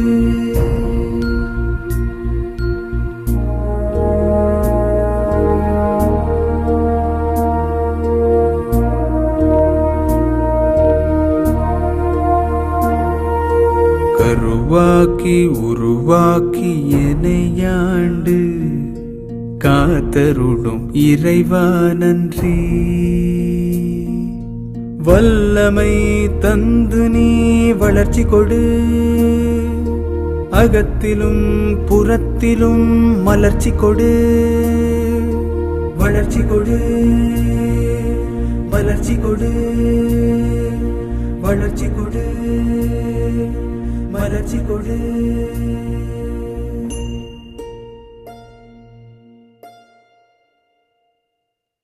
நன்றிங்க ஐயா. Thank you sir. நன்றிங்க ஐயா. நன்றிங்க ஐயா. நன்றிங்க. நன்றிங்க ஐயா. நன்றிங்க ஐயா. நன்றி நன்றி நன்றி நன்றிங்க சார். நன்றி. நன்றிங்க ஐயா. நன்றி ஐயா. நன்றிங்க ஐயா. நன்றி ஐயா.